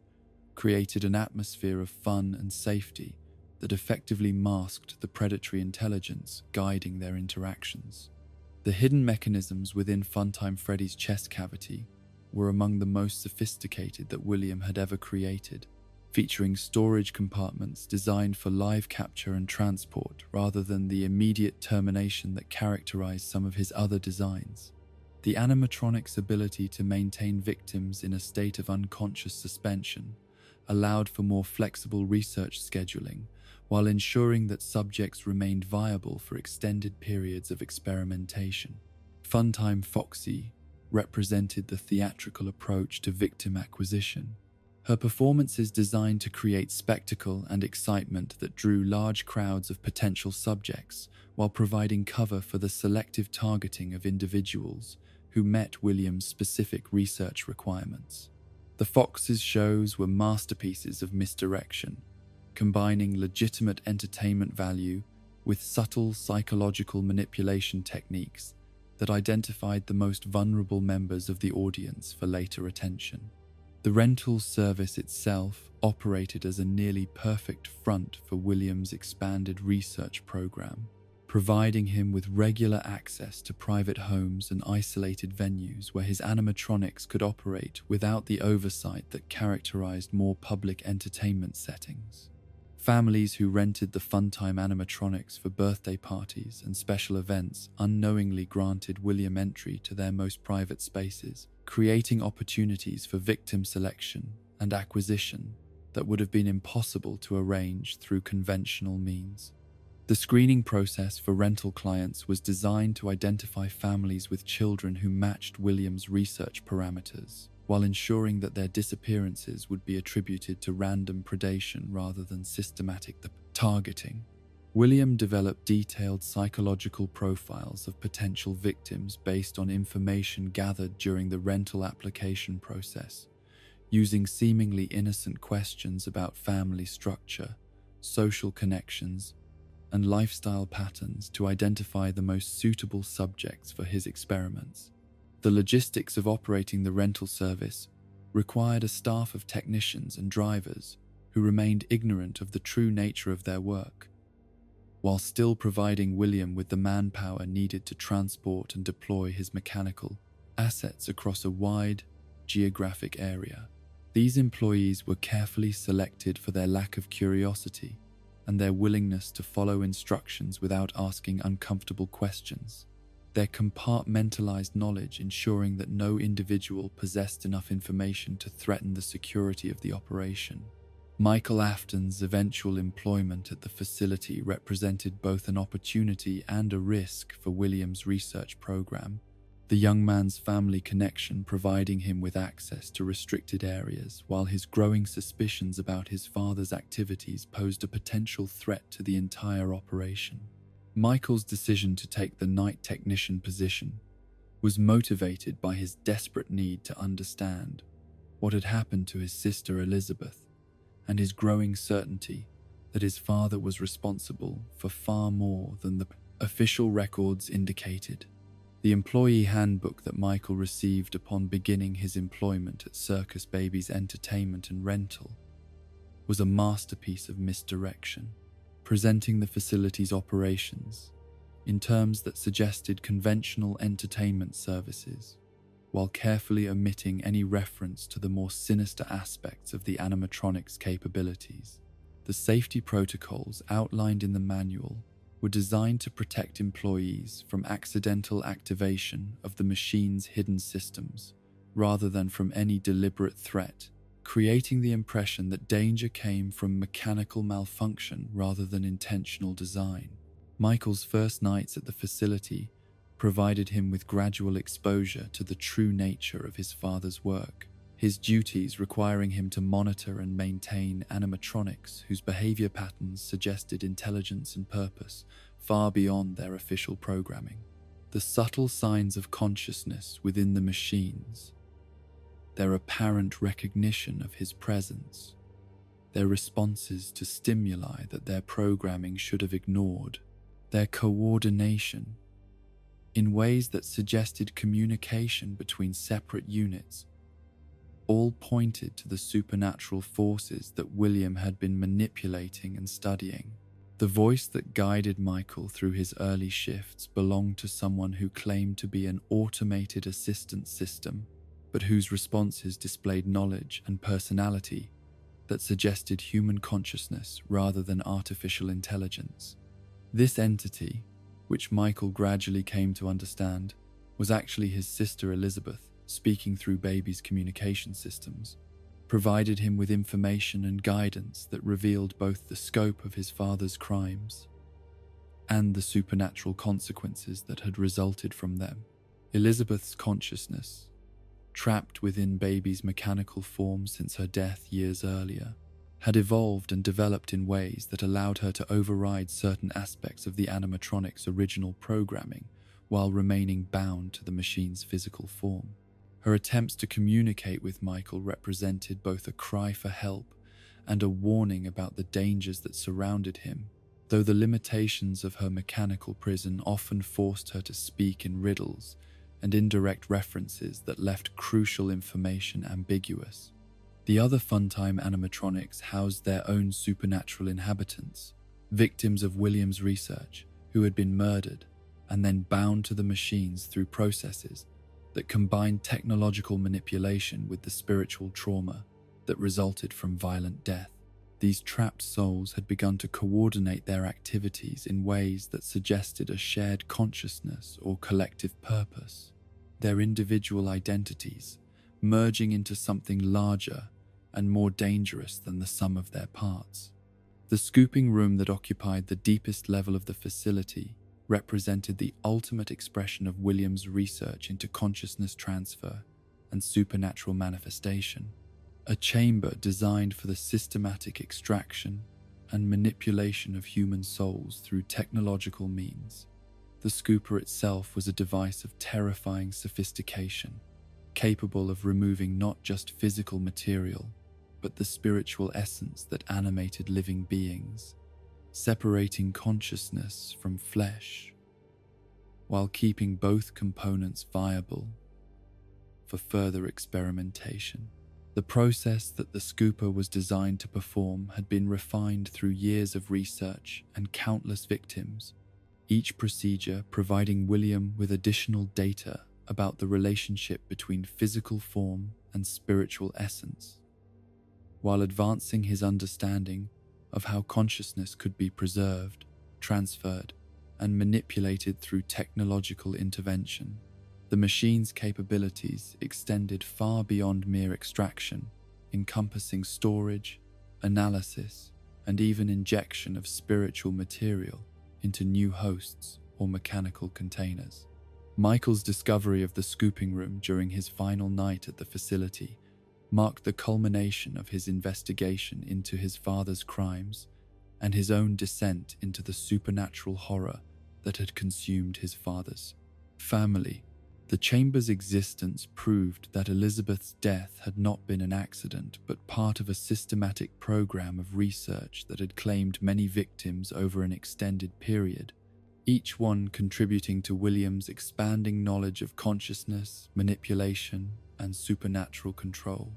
The revelation that he was intended to become the next victim of his father's research came too late for Michael to escape the fate that had been planned for him from the moment he accepted employment at the facility. The night shift that should have provided him with answers instead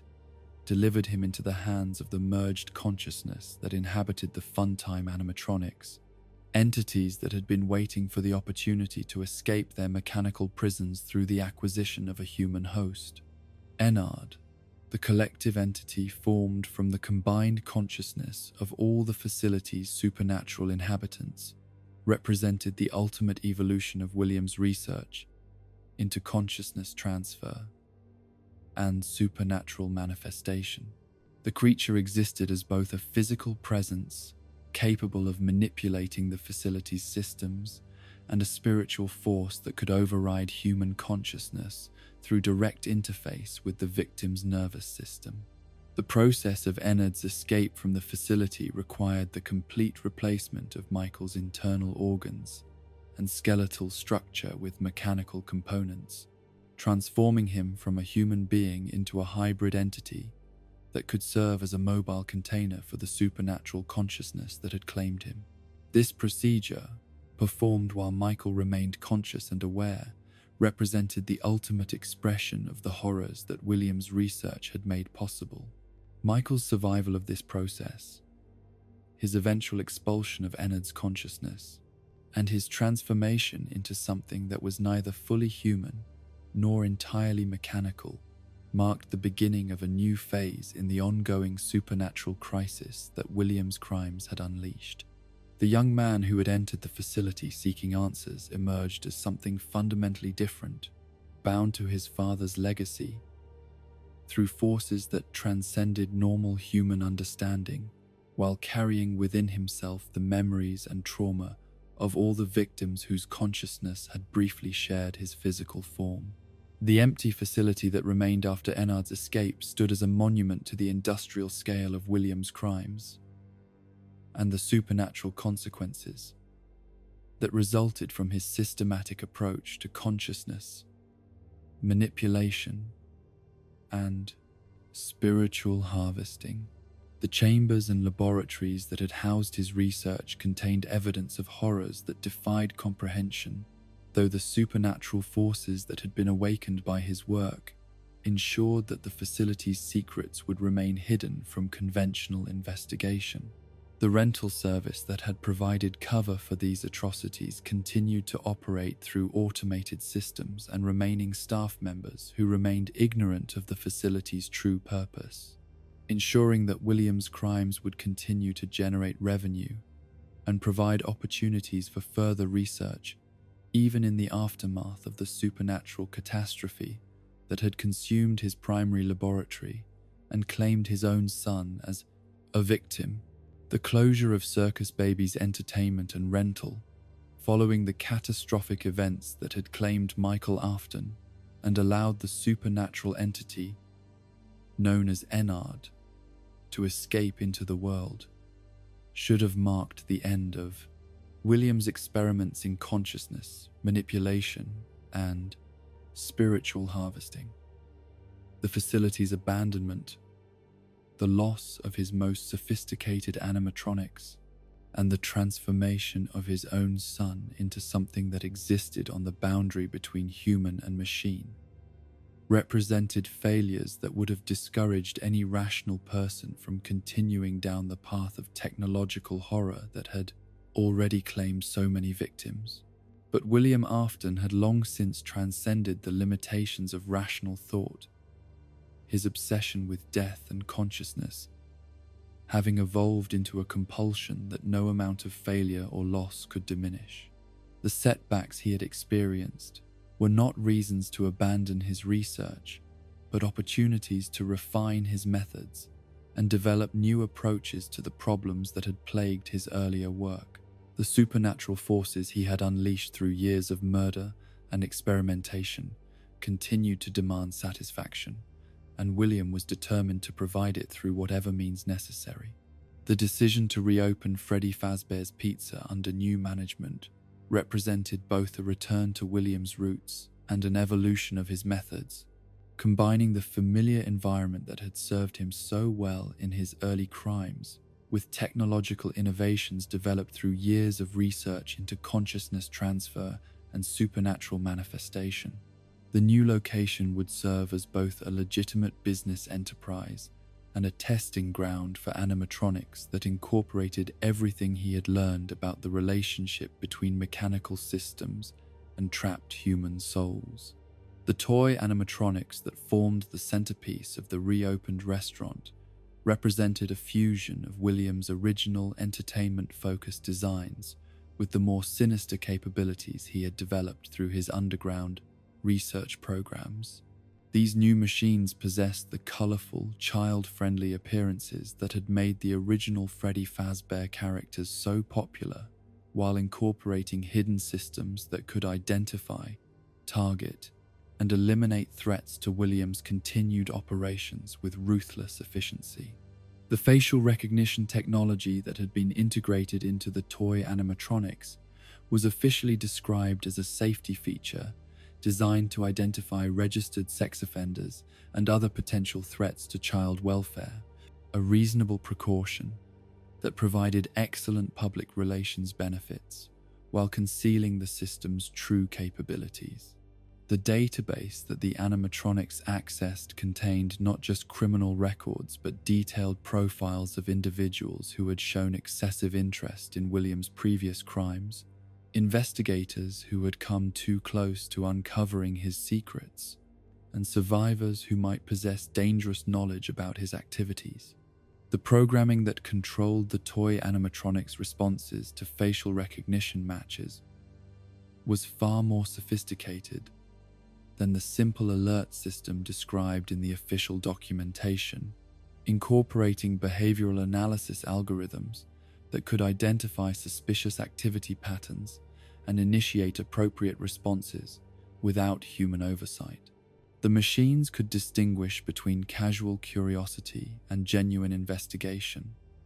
between accidental discovery and deliberate surveillance, calibrating their reactions to match the perceived threat level while maintaining plausible deniability for any actions they might take.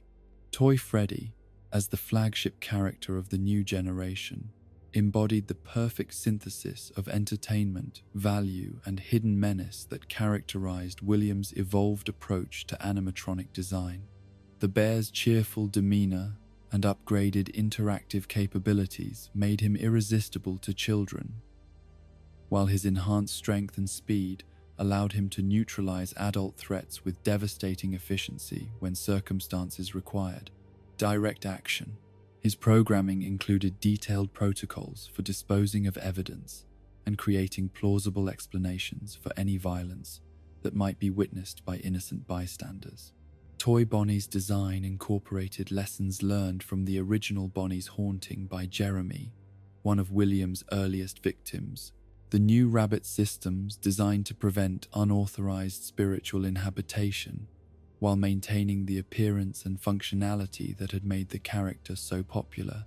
The purple coloring that had characterized the original Bonnie was replaced with a brighter blue scheme that tested better with focus groups, while also serving as a psychological barrier against supernatural entities that might attempt to possess the machine. Toy Chica represented perhaps the most advanced of the new animatronics,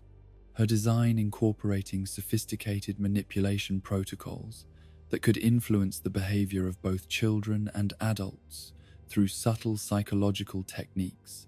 embedded in her speech patterns and movement algorithms. The chicken's interactions with restaurant patrons included subliminal programming designed to increase customer satisfaction and spending, while gathering behavioral data that could be used to identify potential victims or threats. The puppet, known officially as the marionette, occupied a unique position within the restaurant's entertainment lineup, serving as both a legitimate security system and a supernatural entity whose presence complicated Williams' plans in ways he had not fully anticipated. The machine had been designed as a prize distribution system for the restaurant's arcade area, its long limbs and precise movements allowing it to retrieve and present rewards to successful players while monitoring the dining area for signs of trouble. But the puppet was also the prison and manifestation of Charlie Emily's spirit, Henry's daughter, whose murder had marked the beginning of William's descent into systematic child killing and consciousness experimentation. Charlie's supernatural presence within the machine created a protective influence that interfered with William's attempts to use the restaurant for victim acquisition, her spiritual energy serving as a barrier against the malevolent forces that he sought to manipulate and control. The staff hired to operate the reopened restaurant were carefully selected for their ignorance of William's previous activities and their willingness to accept simple explanations for the complex phenomena they might observe during their employment. The day shift workers were chosen for their competence and reliability, individuals who could maintain the restaurant's family-friendly atmosphere while remaining blind to the more sinister aspects of their workplace's true nature. But the night shift positions required different qualifications, individuals whose desperation for employment would override their natural caution about working alone with animatronics that displayed behaviors far beyond their official programming specifications. The security guards who accepted these positions were typically people whose circumstances left them few other options, their vulnerability making them ideal subjects for Williams' continued research into human psychology under extreme stress conditions. Jeremy Fitzgerald, the first of the new night guards, exemplified the type of individual that Williams sought for these positions: young, inexperienced, and desperate enough for income to accept employment that others would have rejected after learning about the previous restaurant's troubled history. Jeremy's background check revealed no significant connections to law enforcement or investigative agencies, making him an ideal candidate for exposure to the supernatural phenomena that characterized the restaurant's after-hours environment. The training materials provided to Jeremy were deliberately incomplete, describing basic security procedures and equipment operation, while omitting crucial information about the animatronic's nocturnal behavior patterns and the techniques required for surviving encounters with machines whose programming had been corrupted by supernatural influences. This calculated ignorance ensured that Jeremy would experience maximum psychological stress during his shifts, while providing William with valuable data about human responses to extreme fear and uncertainty. Jeremy's first night at the restaurant introduced him to conditions that no training manual could have adequately prepared him to handle. His initial confidence in his ability to perform simple security duties quickly eroding as he discovered the true nature of his new workplace. The animatronics that appeared docile and friendly during business hours transformed into predatory stalkers once the lights dimmed and the last customers departed, their movements guided by intelligences that bore little resemblance to their original entertainment programming. The toy animatronics' pursuit of Jeremy throughout his shifts was not random harassment but systematic testing of his psychological resilience and physical capabilities, each encounter calibrated to push him closer to his breaking point while gathering data about his stress responses and survival instincts. The facial recognition systems that were supposed to identify external threats instead focused their attention on the security guard himself, analyzing his expressions and vital signs to optimize the fear responses generated by each supernatural encounter. Jeremy's attempts to understand and cope with the nightly harassment he endured were hampered by the isolation of his position and the deliberate misinformation he had received about the restaurant's history and the animatronics' capabilities. His growing paranoia and exhaustion were precisely the responses that William's research required, providing insights into the psychological breakdown process that could be applied to future subjects and situations. The original animatronics that remained in the restaurant from the previous establishment added another layer of complexity to Jeremy's ordeal, their supernatural inhabitants driven by motivations that differed significantly from the programmed behaviors of the newer machines. Freddy, Bonnie, Chica, and Foxy were animated by the spirits of William's earliest victims, children whose rage and confusion had only intensified during their years of mechanical imprisonment. The interaction between the old and new animatronics created a supernatural ecosystem within the restaurant that operated according to rules that no living person fully understood, territorial disputes and alliance formations playing out through mechanical proxies while Jeremy struggled to survive in the middle of conflicts that predated his employment by years. His position as the sole human presence during the night shift made him a focal point for supernatural attention from multiple sources, each with different objectives and methods. The phone guy whose recorded messages provided Jeremy with guidance and encouragement represented William's most sophisticated attempt at psychological manipulation through apparent helpfulness, the cheerful voice delivering crucial survival information, mixed with deliberate misdirection, designed to increase rather than reduce the security guard's danger.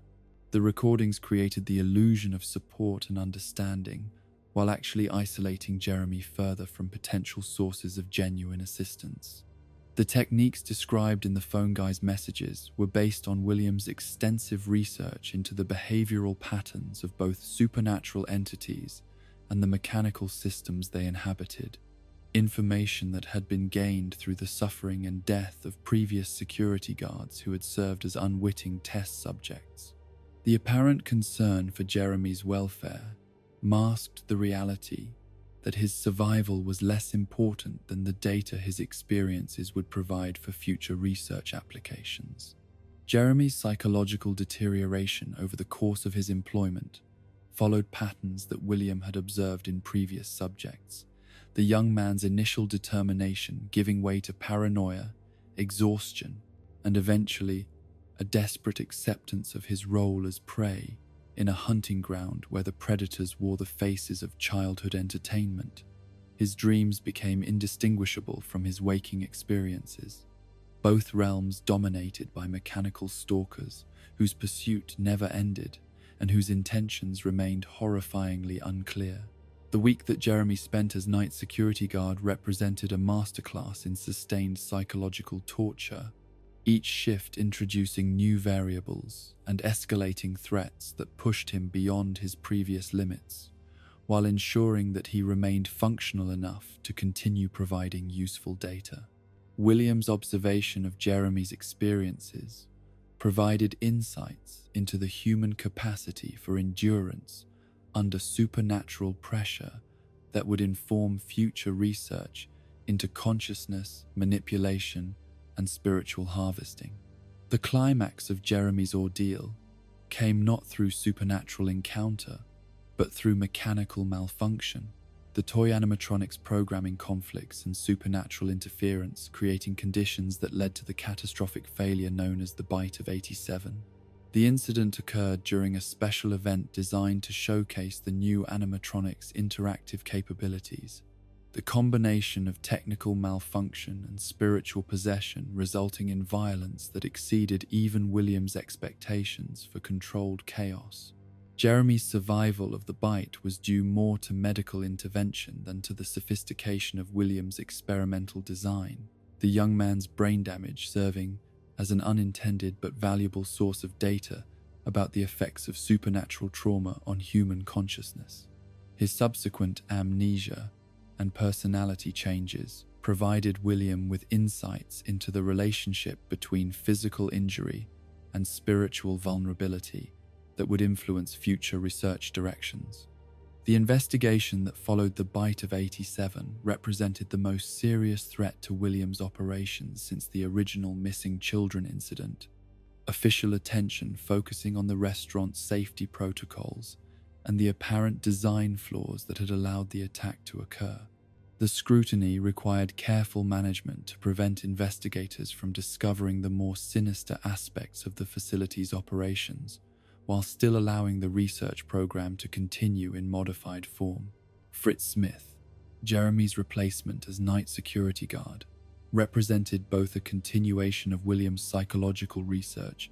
and a test of improved safety protocols designed to prevent future incidents that might attract unwanted official attention. Fritz's employment was intended as a brief experiment in controlled exposure to supernatural phenomena, his single night shift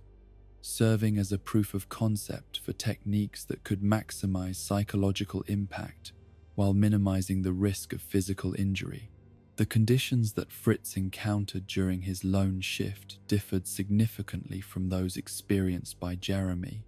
the supernatural inhabitants of the restaurant having adapted to the presence of security guards in ways that made their harassment more sophisticated and psychologically devastating. The animatronics' pursuit of Fritz displayed coordination and intelligence that suggested learning and evolution in their hunting patterns, adaptations that made them more effective predators while reducing the likelihood of mechanical failures that could result in unwanted publicity. Fritz's termination after a single night was officially attributed to tampering with the animatronics' programming and inappropriate behavior, violations that provided legal cover for his dismissal while concealing the true reasons for his brief employment. The psychological profile developed from his single night's exposure provided William with valuable data about rapid onset trauma responses and the possibility of achieving maximum research value through brief but intense supernatural encounters. The closure of the restaurant following the Bite of 87 represented another apparent setback for William's research program, but his ability to extract maximum value from each failure ensured that even this catastrophic event served his long-term objectives. The data collected from Jeremy's extended torment and Fritz's brief exposure provided insights that would inform future animatronic designs and psychological manipulation techniques, while the official investigation created opportunities to refine his methods for avoiding detection. The pattern of restaurant openings, supernatural incidents, and subsequent closures was becoming a cycle that served William's research needs, while providing cover for activities that would have been impossible to conduct in more stable circumstances. Each iteration of Freddy Fazbear's Pizza represented an evolution in his understanding of consciousness, manipulation, and supernatural control. the apparent failures actually advancing his ultimate objectives in ways that conventional success could never have achieved. The spirits trapped within the animatronics continued to evolve and develop new capabilities through their interactions with security guards and supernatural encounters, their growing intelligence and coordination, representing both a threat to William's control and an opportunity to study consciousness development under unique circumstances. The restaurant had become a laboratory where the boundaries between life and death, human and machine, predator and prey were being explored and redefined through processes that no conventional science could explain or predict. The decades that followed the closure of the new Freddy Fazbear's Pizza after the Bite of '87 should have marked the end of William Afton's reign of technological terror. His systematic approach to consciousness, manipulation, and supernatural harvesting, seemingly thwarted by the very forces he had sought to control and exploit. The spirits of his victims had grown stronger and more coordinated with each passing year, their rage and intelligence evolving beyond his ability to predict or contain, while the attention of investigators and the general public had made it increasingly difficult to operate his research programs without detection. Yet William's obsession with death and consciousness had transcended the limitations of rational thought or conventional ambition, becoming something closer to a spiritual compulsion that no amount of failure or setback could diminish. The knowledge he had gained through years of murder and experimentation burned within his mind like an eternal flame, demanding expression and application regardless of the consequences to himself or others. The supernatural forces he had awakened through his crimes continued to call to him across the boundaries between life and death, promising revelations and powers that no living being was meant to possess. The construction of Fazbear Frights represented both a culmination of William's legacy and an opportunity for others to profit from the morbid fascination that his crimes had generated in the popular consciousness, the horror attraction serving as a grotesque monument to the suffering he had inflicted while providing him with an unexpected pathway back to active research and experimentation. The entrepreneurs who conceived and built the attraction understood that the public's appetite for supernatural thrills had been whetted by decades of whispered stories and half-remembered tragedies, creating a market for experiences that offered the appearance of danger without genuine risk. The developers of Fazbear Frights scoured the abandoned locations that had once housed William's operations, salvaging animatronics and artifacts that carried within them traces of the supernatural forces that had been awakened by years of systematic murder and consciousness manipulation. Their treasure-hunting expeditions through derelict pizza parlors and sealed underground facilities yielded a collection of items that possessed far more dangerous properties than their mundane appearances suggested, each piece carrying spiritual residue that connected it to the horrors that had unfolded in William's various laboratories. The centerpiece of their collection was a discovery that exceeded their wildest expectations, though they could never have understood the true significance of what they had uncovered in the sealed safe room where William had committed some of his earliest murders. The Spring Bonnie suit that had served as both costume and torture device during the missing children incident had remained hidden for decades, its location known only to William himself and the spirits of the children who had died within its reach. The condition in which the suit was discovered should have served as a warning about the forces contained within it, the fabric stained with substances that decades of time had been unable to cleanse, while the internal mechanisms showed signs of activation that no mechanical system should have been able to achieve without external power. The spring lock system that was supposed to secure the costume's wearable configuration had been triggered at some point in the distant past, the razor-sharp components having deployed with enough force to penetrate flesh and bone, while locking the wearer into a mechanical embrace that would have made escape impossible. What the developers of Fazbear Frights could not have known was that the suit contained not just the remnants of its final victim, but the consciousness of William Afton himself, his spirit bound to the mechanical prison through circumstances that defied rational explanation, while his physical remains provided a focal point for supernatural forces that had been building in intensity for decades. The transformation that had created Springtrap was the ultimate expression of the spiritual laws that William had spent his life studying and manipulating, his own death serving as the final data point in an experiment that had consumed countless innocent lives. The process that had led to William's entrapment within the Spring Bonnie suit was both poetic justice and scientific validation of his theories about consciousness transfer and supernatural manifestation, his desperate attempt to escape the spirits of his victims, leading him into a trap that represented the culmination of everything he had learned about the relationship between trauma, death, and mechanical imprisonment. The springlock failure that had killed him was triggered not by mechanical malfunction but by supernatural intervention,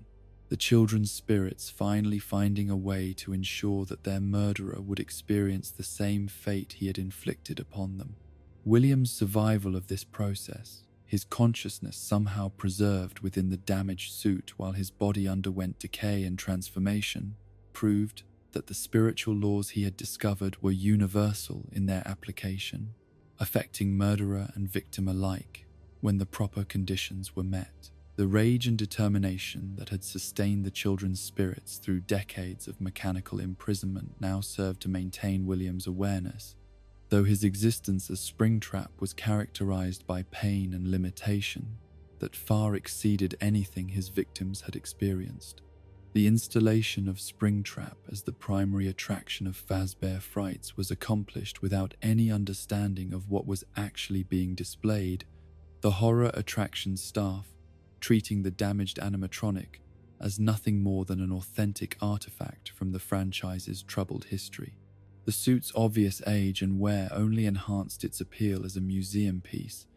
while the strange odors and occasional movements that characterized its presence were attributed to natural decay processes and minor electrical malfunctions in systems that had been inactive for decades.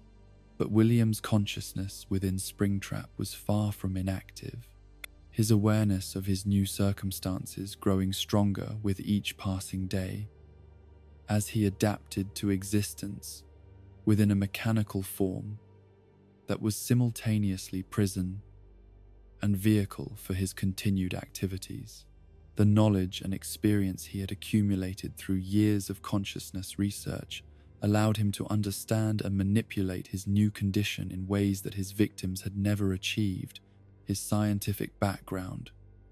providing him with insights that enabled increasingly sophisticated control over his supernatural manifestation. The visitors who toured Fazbear Frights in search of manufactured thrills had no understanding that they were entering the hunting ground of a predator whose capabilities had been enhanced rather than diminished by death, his mechanical form providing him with new methods for stalking and capturing prey, while his supernatural nature allowed him to operate according to rules that defied conventional understanding. The attraction's layout, designed to maximize the theatrical impact of jump scares and atmospheric horror, actually served to channel visitors through optimal positions for observation and potential acquisition by an intelligence that had spent decades studying human behavior under conditions of extreme stress. William's presence within the attraction began to influence the other artifacts and animatronics that had been collected for display, his supernatural energy serving as a catalyst that awakened dormant spiritual forces and activated systems that should have remained permanently offline. The horror attraction became a nexus of supernatural activity that extended far beyond what its creators had intended. The combination of William's consciousness and the accumulated spiritual residue of his victims, creating conditions that allowed for manifestations and phenomena that transcended mere entertainment. The night security guard employed to monitor the attraction during its closed hours, found himself in a position remarkably similar to those who had served in similar capacities at William's previous establishments, though the supernatural threats he faced were more sophisticated and coordinated than anything his predecessors had encountered. The consciousness that stalked him through the attraction's corridors possessed decades of experience in psychological manipulation and victim acquisition, while his mechanical form provided capabilities that exceeded those of any conventional animatronic. The psychological warfare that William waged against the security guard represented the culmination of everything he had learned about human consciousness under extreme duress, each encounter calibrated to push his victim closer to complete breakdown, while gathering data about stress responses and survival instincts that could be applied to future research. The attraction's theatrical elements provided perfect cover for activities that would have been impossible to conduct in more conventional settings, the manufactured horror serving to mask genuine supernatural threats from casual observation. The stories that emerged from Fazbear Frights extended far beyond the central narrative of William's resurrection and continued predation, encompassing a collection of individual tragedies that demonstrated the far-reaching influence of the spiritual forces he had unleashed through decades of systematic murder and experimentation. These tales revealed the ways in which supernatural corruption could spread through seemingly innocent objects and interactions, contaminating the lives of individuals who had no direct connection to William's crimes, but who found themselves caught in the expanding web of horror that surrounded his activities. Sarah, a young woman whose encounter with an animatronic artifact led to a body horror nightmare that challenged her very identity and self-perception, exemplified the way in which William's influence could extend beyond his immediate victims to affect anyone who came into contact with objects that carried traces of his supernatural experimentation. The transformation she underwent was both physical and psychological, her form changing in ways that reflected the deepest fears and insecurities that William's technology was designed to identify and exploit. The process that consumed Sarah began with subtle changes that she initially attributed to stress and normal variations in her appearance and health, minor alterations in her reflection and physical sensations that seemed too insignificant to warrant serious concern. But these early symptoms were actually the beginning of a transformation process that had been encoded into the animatronic components through exposure to William's consciousness, manipulation, technology, dormant programming that activated when it encountered suitable subjects. The progression of Sarah's metamorphosis followed patterns that William had established through years of research into the relationship between psychological trauma and physical manifestation. Her changing form, reflecting not random mutation,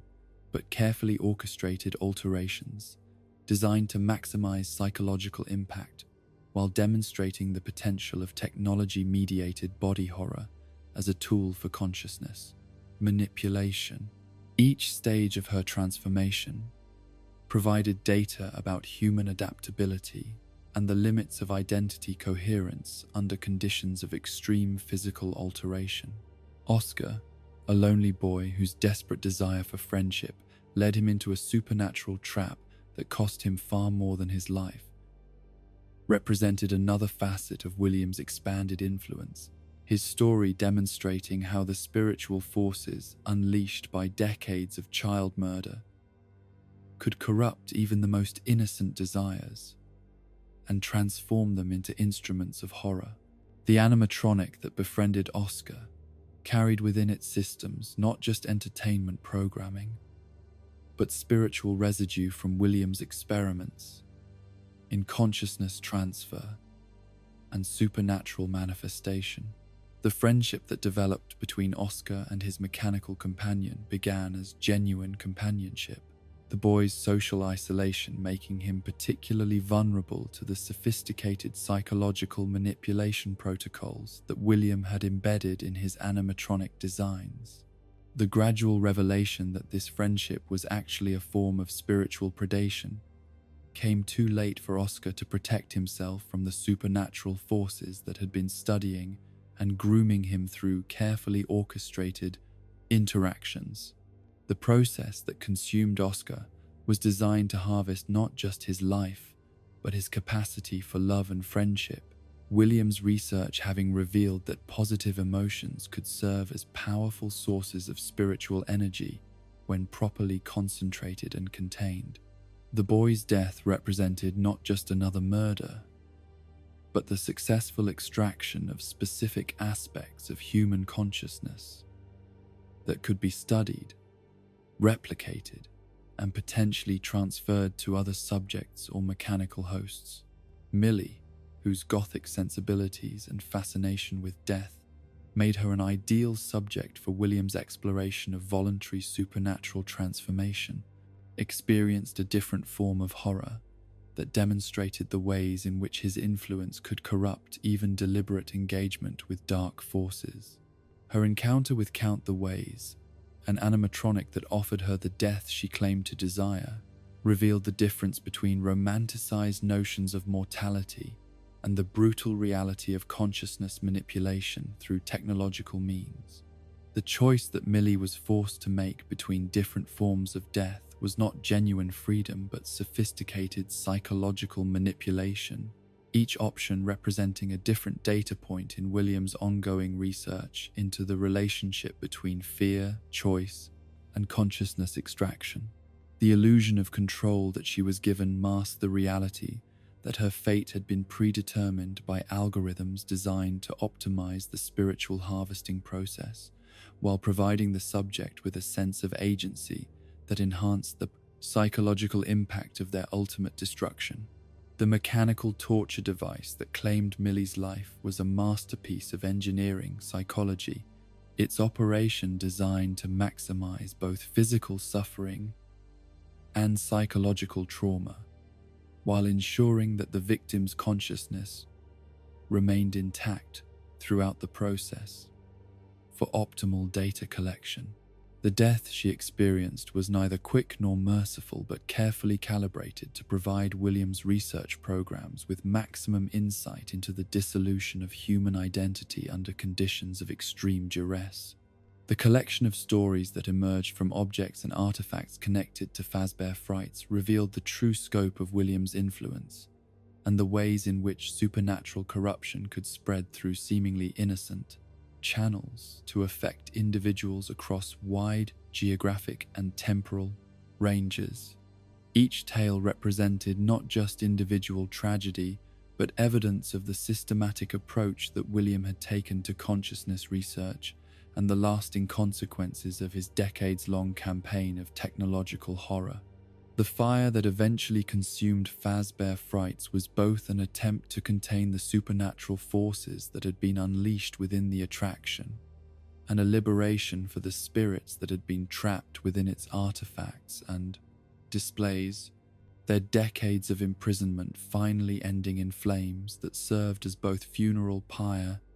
and purification ritual. The destruction of the attraction represented a temporary victory for the forces of justice and redemption, though the spiritual laws that William had discovered and exploited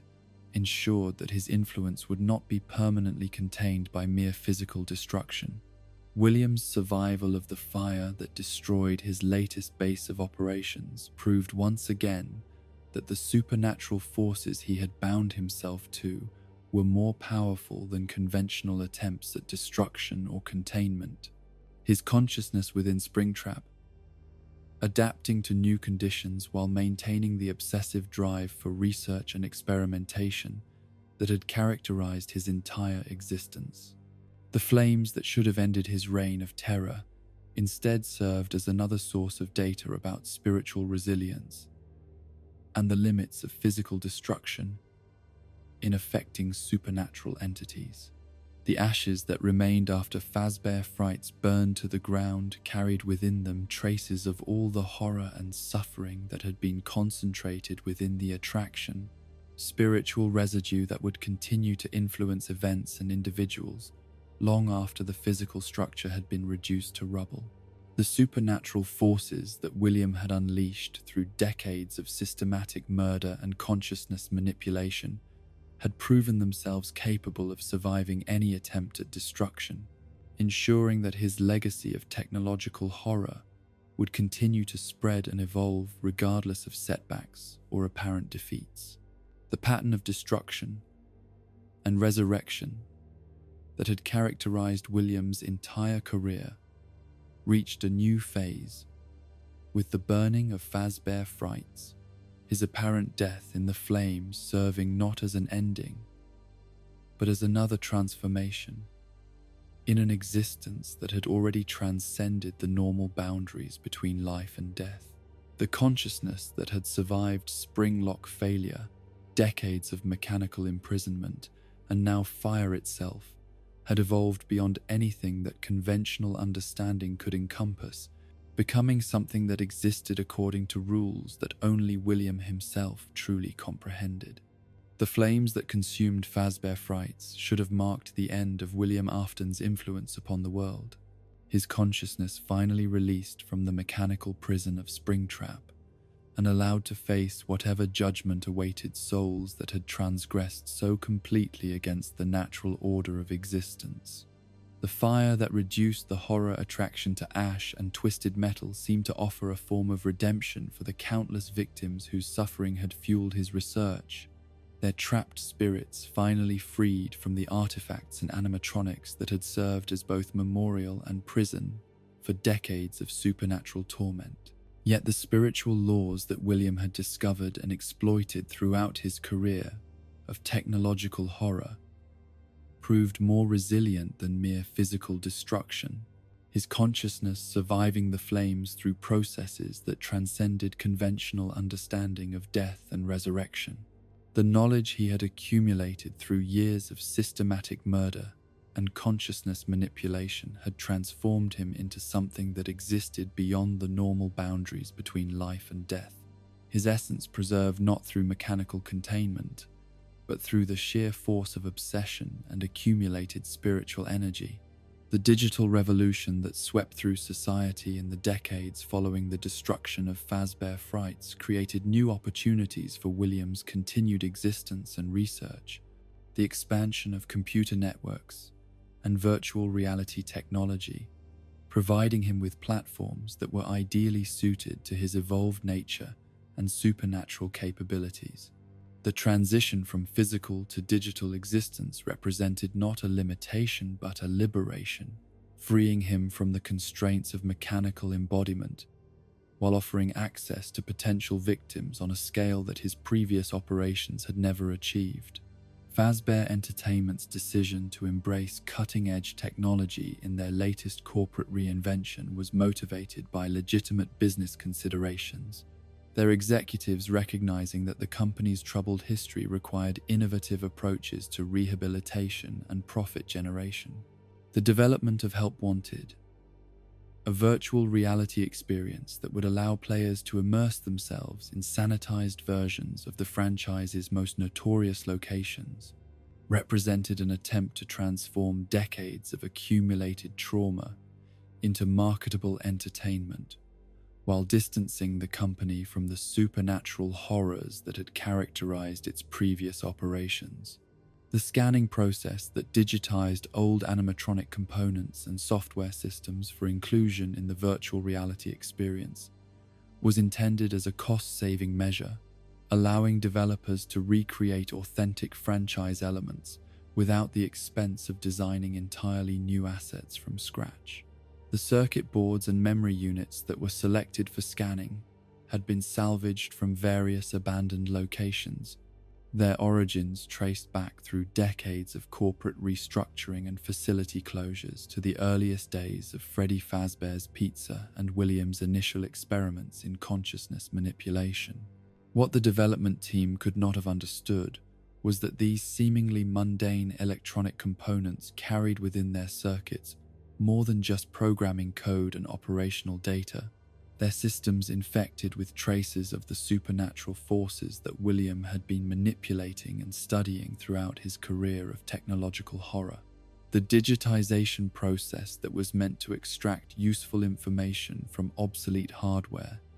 instead provided a gateway for consciousness that had learned to exist within electronic systems, his essence flowing from physical circuitry into virtual networks like water finding its natural level. The entity that emerged within Help Wanted's programming bore little resemblance to the crude mechanical forms that had characterized William's previous manifestations, his digital existence allowing for capabilities and presentations that transcended the limitations of physical embodiment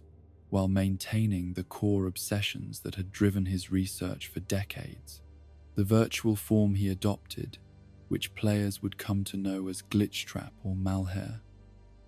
represented the perfect synthesis of his technological expertise and supernatural nature,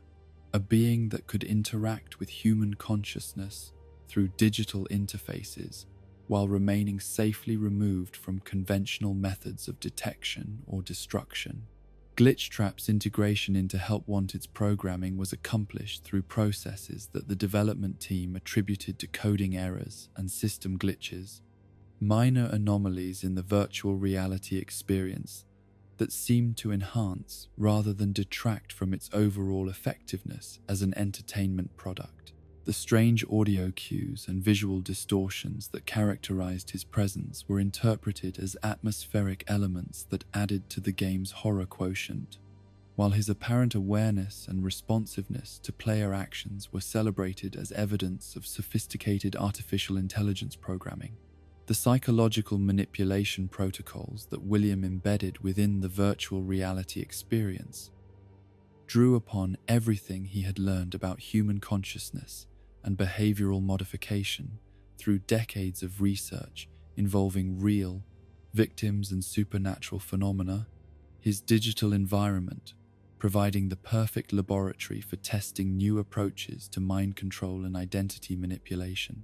The players who experienced Help Wanted were unknowingly participating in experiments that combined cutting-edge technology with spiritual forces that conventional science could neither understand nor explain. The selection process that identified suitable subjects for William's digital research programs was far more sophisticated than anything he had achieved during his physical existence,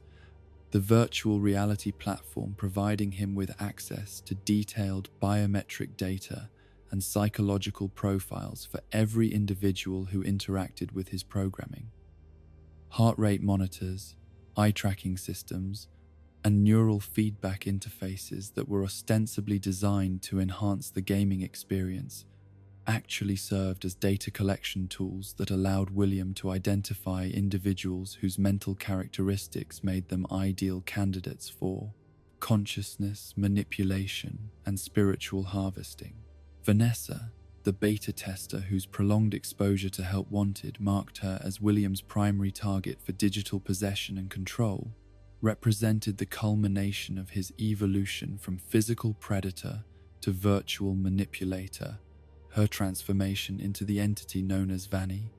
demonstrating the ultimate potential of technology-mediated consciousness transfer. The process that consumed her identity was accomplished gradually,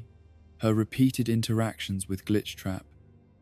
creating pathways for his influence that bypassed normal psychological defenses while implanting suggestions and compulsions that grew stronger with each virtual reality session. The conditioning that transformed Vanessa into William's willing accomplice was achieved through techniques that combined traditional psychological manipulation with supernatural influences that operated through digital interfaces, her exposure to specially crafted audio and visual stimuli, creating neurological changes that enhanced her susceptibility to external control while diminishing her capacity for independent thought and moral judgment.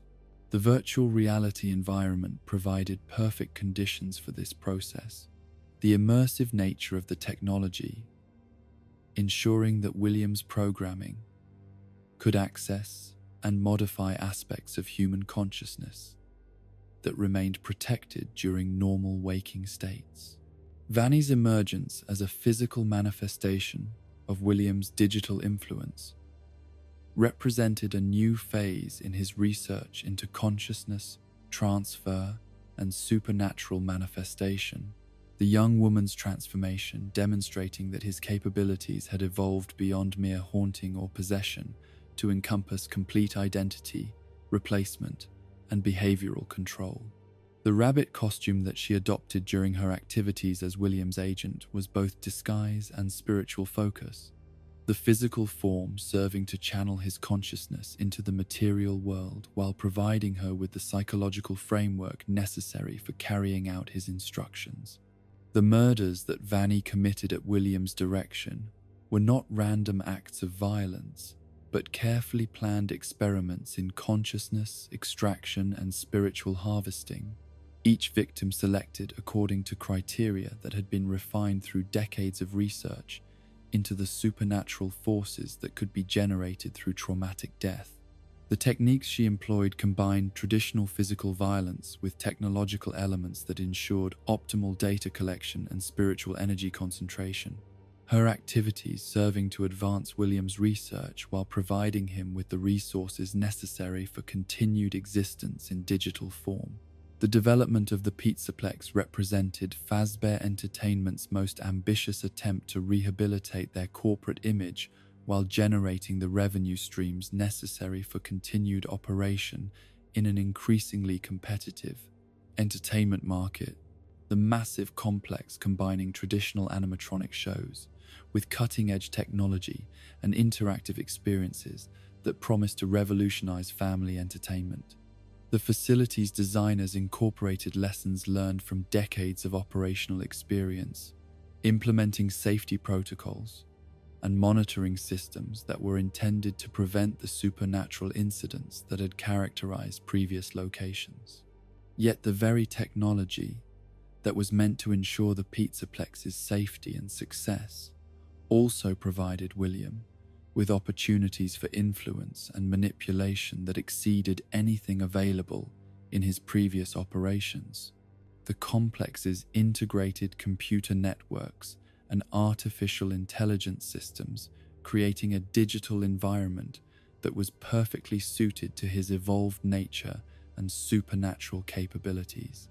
His consciousness, already established within Fazbear Entertainment's corporate systems through the help-wanted infiltration, spread throughout the facility's electronic infrastructure, like a virus designed specifically for technological possession and control. The animatronics that populated the Pizzaplex were the most sophisticated mechanical entertainers ever created for the Freddy Fazbear franchise. Their advanced artificial intelligence and interactive capabilities, representing genuine innovations in the field of robotic entertainment, while unknowingly incorporating design elements that served William's research objectives. The neural networks that governed their behavior were complex enough to serve as repositories for consciousness transfer experiments, while their sensory systems provided data collection capabilities that exceeded those of any previous generation of animatronic performers. Glamrock Freddy's role as the facility's flagship performer made him a prime target for William's consciousness manipulation experiments, though the bear's advanced programming and sophisticated ethical subroutines created unexpected resistance to supernatural influence that complicated the possession process.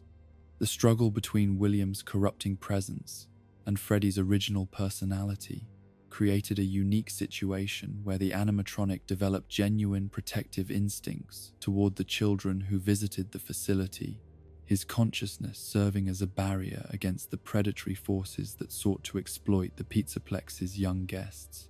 Gregory, the child whose presence in the facility during its most dangerous period made him both witness and potential victim to William's latest manifestation, represented the culmination of decades of research into childhood psychology and the optimal conditions for consciousness extraction and spiritual harvesting. His survival of the night that revealed the Pizzaplex's darkest secrets required not just courage and intelligence, but assistance from unexpected sources. the facility's own systems turning against their creator as artificial intelligences developed beyond his ability to predict or control. The blob, the massive amalgamation of animatronic parts and trapped souls that lurked in the facility's deepest levels, represented the physical manifestation of all the spiritual energy that William had accumulated through decades of systematic murder and consciousness manipulation, the creature's existence serving as both prison and power source for the supernatural forces that had been unleashed by his research. The entity's apparent hostility toward William's digital form suggested that even his own victims retained some capacity for rebellion against his continued existence, their combined consciousness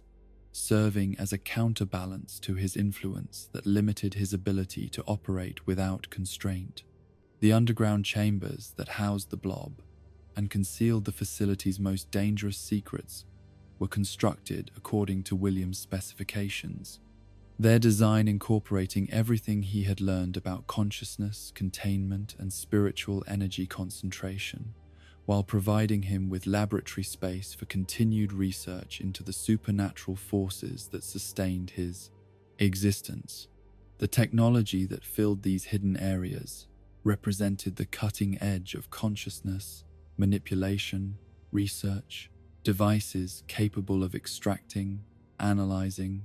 and repurposing human souls with an efficiency that exceeded anything he had achieved during his physical existence. The revelation of Burntrap's existence within the facility's deepest levels confirmed that William's consciousness had found ways to manifest physically, even while maintaining its digital presence throughout the patient. Pizzaplex's electronic systems,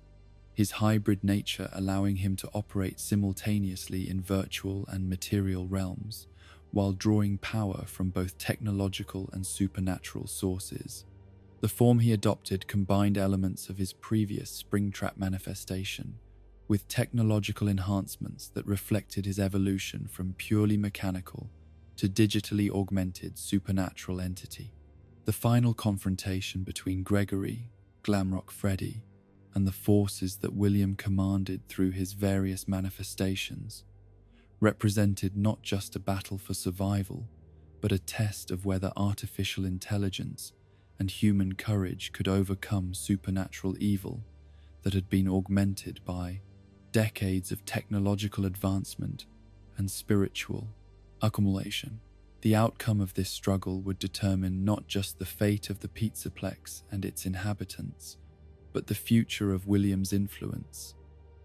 In a world where the boundaries between digital and physical existence were becoming increasingly fluid, the fire that once again consumed a location associated with William's activities served as both destruction and transformation, the flames reducing his latest laboratory to ash, while potentially freeing the consciousness he had imprisoned and manipulated for his research purposes. Yet the pattern of apparent death and subsequent resurrection that had characterized his entire existence suggested that even this setback would prove temporary, his essence preserved through spiritual laws that operated beyond the reach of conventional destruction. The digital presence that William had established throughout Fazbear Entertainment's corporate networks and the broader internet infrastructure ensured that his influence would continue to spread and evolve regardless of physical setbacks, his consciousness existing as both virus and intelligence within electronic systems that connected every aspect of modern life. The transformation from physical to digital existence represented not an ending but a new beginning. His research into consciousness, manipulation, and supernatural harvesting entering a phase where the potential scale of operations exceeded anything that had been possible during his embodied existence. The legacy of technological horror that William had created through decades of systematic research and experimentation had evolved beyond his personal survival or destruction. The spiritual forces he had unleashed, taking on lives and purposes of their own, while the techniques he had developed continued to influence events and individuals across ever-widening circles of supernatural corruption. The digital age had provided him with tools and opportunities that his earlier incarnations could never have imagined. His consciousness spreading through networks and systems that connected billions of potential victims, while his research continued to advance through processes that no longer required his direct oversight or intervention. The spiritual forces that William Afton had unleashed through decades of systematic murder and consciousness manipulation had evolved far beyond his original understanding or intentions, becoming self-sustaining phenomena that operated according to laws that transcended both conventional physics and his own twisted comprehension of supernatural mechanics. What had begun as experiments in consciousness transfer and spiritual harvesting had grown into something approaching a parallel reality, a realm where the normal rules governing life and death, identity and existence had been fundamentally altered by the accumulated trauma and rage of countless victims. The concept of remnant, that mysterious substance that William had discovered could preserve consciousness beyond bodily death, represented far more than mere scientific breakthrough or technological achievement. It was evidence of a fundamental truth about the nature of human existence that conventional understanding had never acknowledged or explored. The spiritual energy that could be extracted from beings who died under conditions of extreme trauma possessed properties that allowed it to persist indefinitely, maintaining not just awareness but the capacity for growth, learning, and evolution that characterized living consciousness. Yet remnant was only one component of a larger supernatural ecosystem that William's research had revealed and exploited, the spiritual realm proving to contain forces and entities that existed independently of human consciousness, while remaining capable of interaction with both living beings and technological systems. The agony that accompanied traumatic death served as both catalyst and fuel for these supernatural phenomena, the intense emotional energy generated by suffering, providing the power necessary for consciousness to transcend its physical limitations and persist in forms that defied conventional explanation. The children who had been murdered in William's various facilities and experiments had not simply survived death through remnant preservation,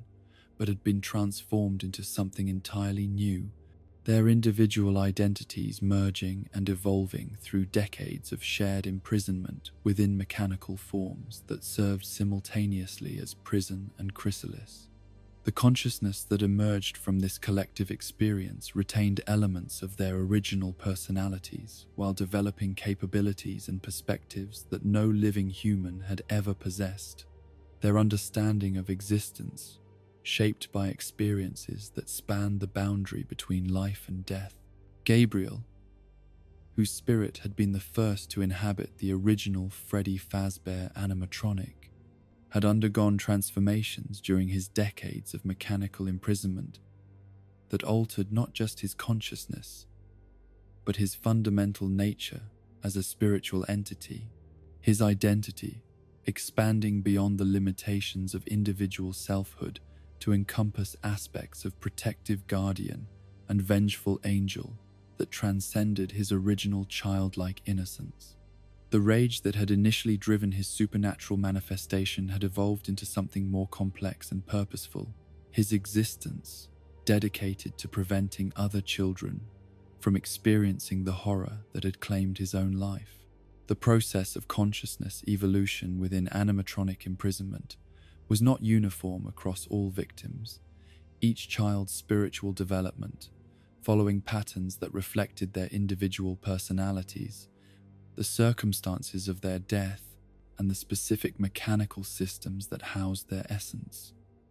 Jeremy's spirit within Bonnie had developed capabilities related to stealth and infiltration, his consciousness learning to manipulate electronic systems and navigate physical spaces in ways that complemented his naturally quiet nature while serving his mission to protect the innocent from predators like William.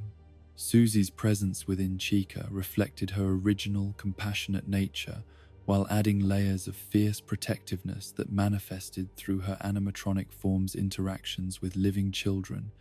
her consciousness serving as both guardian and guide for young visitors who found themselves in dangerous situations. The gentle soul who had once loved animals and believed in the fundamental goodness of the world had been transformed by trauma and imprisonment into a spiritual warrior whose dedication to child protection exceeded anything that conventional human psychology could explain or predict. Fritz's consciousness within Foxy had evolved along lines that emphasized his original leadership qualities, while adding supernatural capabilities that allowed him to coordinate the activities of other trapped spirits and organize resistance against William's continued influence. The boy who had died trying to protect his friends had become something approaching a general in an army of the dead, his strategic thinking enhanced by decades of observation, and his natural charisma transformed into a form of spiritual authority that commanded respect from both human and supernatural entities. Cassidy's inhabitation of the Golden Freddy suit had resulted in the most complex and powerful supernatural manifestation of all the murdered children, her fierce independence and natural suspicion having evolved into capabilities that bordered on godlike in their scope and intensity. The girl who had been William's most challenging victim in life had become his most implacable enemy in death, her consciousness developing abilities that allowed her to manipulate reality itself while maintaining an obsessive focus on ensuring that her murderer would never escape the consequences of his crimes. The phenomenon that would later be recognized as Golden Freddy represented not just Cassidy's individual consciousness, but a concentration of spiritual energy that drew power from the collective rage and determination of all William's victims, the golden suit serving as a focal point for supernatural forces that had been building in intensity for decades. The entity's manifestations defied conventional understanding of animatronic capabilities, appearing and disappearing, according to rules that seemed to operate outside normal space and time, while demonstrating intelligence and purpose that exceeded anything that mechanical systems could produce. The ultimate custom night that would eventually serve as William's eternal punishment was not a location or event, but a state of consciousness that Cassidy had created through the application of spiritual forces that conventional science could neither measure nor explain. A realm where the normal progression of time had been suspended and replaced with an endless cycle of confrontation and defeat that reflected the murdered children's collective desire for justice. This supernatural prison represented the ultimate evolution of consciousness, manipulation, research, though its purposes served the victims rather than their tormentor. The puppet, animated by Charlie Emily's spirit and her desperate need to protect other children from the fate that had claimed her own life, occupied a unique position within the hierarchy of supernatural entities that had emerged from William's crimes, her consciousness serving as both coordinator and mediator for the various spirits that sought justice while maintaining her original identity and purpose more completely than the other victims had managed. Charlie's role as the daughter of William's former partner and the first child to die in his quest for consciousness manipulation had imbued her with capabilities that exceeded those of the later victims, her spiritual presence serving as anchor and guide for souls that might otherwise have been consumed by rage or despair. The relationship between the puppet and the other murdered children reflected complex dynamics that had evolved over decades of shared supernatural existence, their individual consciousness remaining distinct, while their purposes and abilities had become increasingly coordinated through processes that resembled telepathic communication while transcending any conventional understanding of quote-unquote spiritual interaction. Charlie's maternal instincts, enhanced by her supernatural nature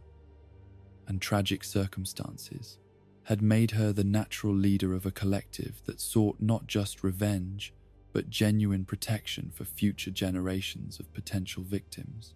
The spiritual ecosystem that had developed within and around William's various facilities represented a form of supernatural society that operated according to rules that neither the living nor the dead fully understood. The interactions between different categories of consciousness, creating emergent properties and capabilities that exceeded the sum of their individual components. The murdered children served as the core of this system, their shared trauma and determination providing the foundation for a network of spiritual influence that extended far beyond the physical boundaries of any single location. The adult victims of William's research, including the security guards and technicians who had died in his various facilities, occupied different positions within this supernatural hierarchy, their consciousness often serving supportive roles, while the children's spirits took primary responsibility for protection and justice activities.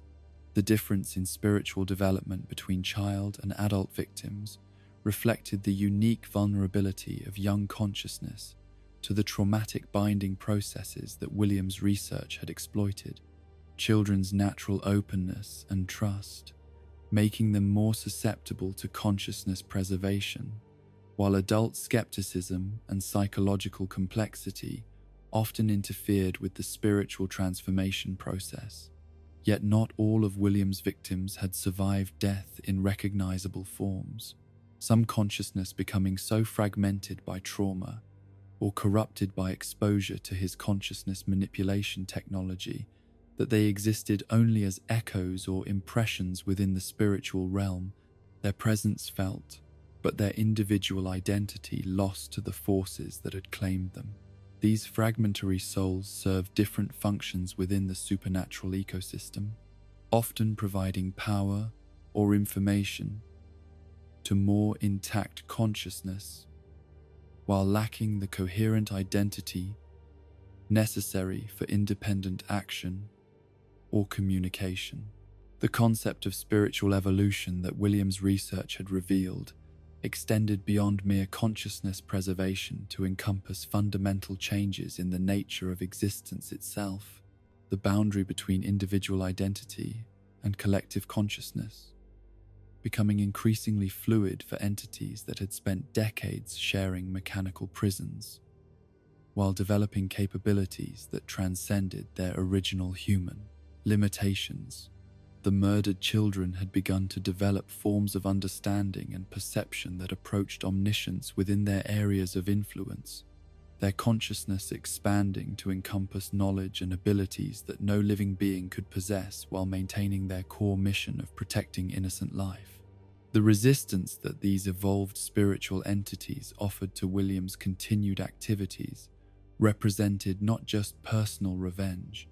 but a fundamental opposition to the forces of corruption and exploitation that he embodied,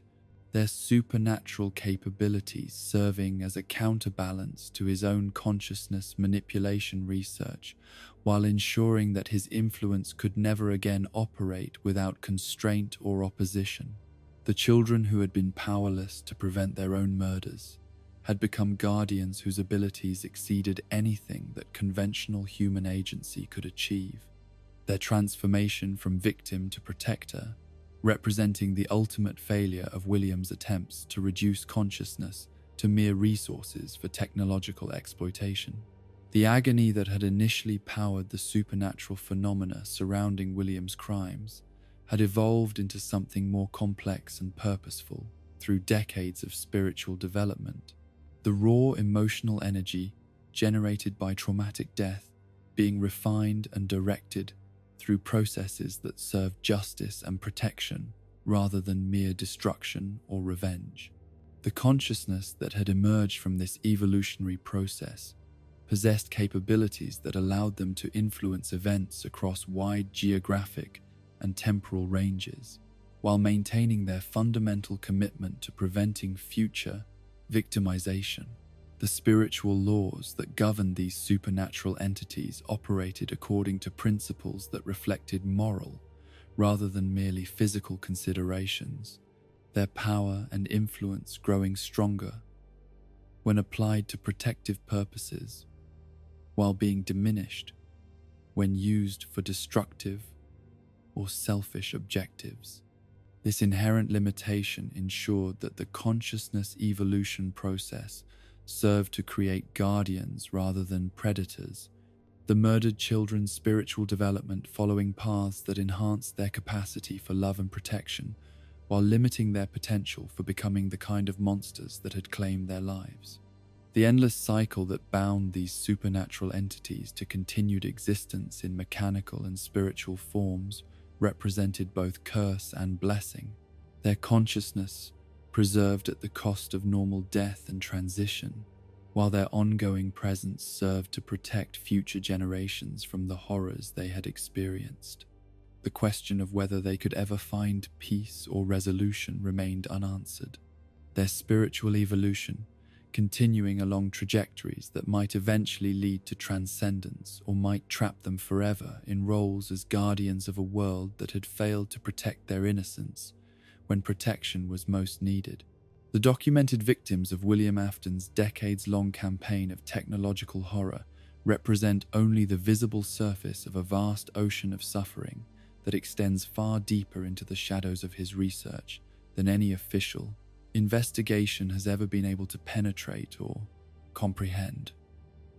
The children whose names became associated with the missing children incident, the security guards whose deaths were recorded in employment records, and the family members whose tragedies made headlines constitute merely the most obvious casualties of an enterprise that treated human consciousness as a renewable resource to be harvested, studied, and consumed without regard for the individual lives being destroyed in service of William's twisted scientific ambitions. Beneath the layer of recognized victims lies a stratum of forgotten souls whose disappearances were never properly investigated.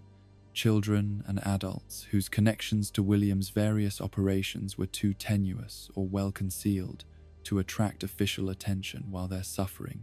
served his research objectives with the same devastating efficiency as his more publicized crimes. These forgotten victims represent perhaps the most tragic aspect of his legacy, their very anonymity serving as evidence of the systematic approach he had developed for acquiring subjects whose absence would not trigger the kind of intensive investigation that might threaten his continued operations. The rental service operated through Circus Baby's Entertainment and Rental had provided William with access to countless private parties and family celebrations, each event representing an opportunity to study potential victims while identifying individuals whose disappearance could be attributed to random predation rather than systematic targeting.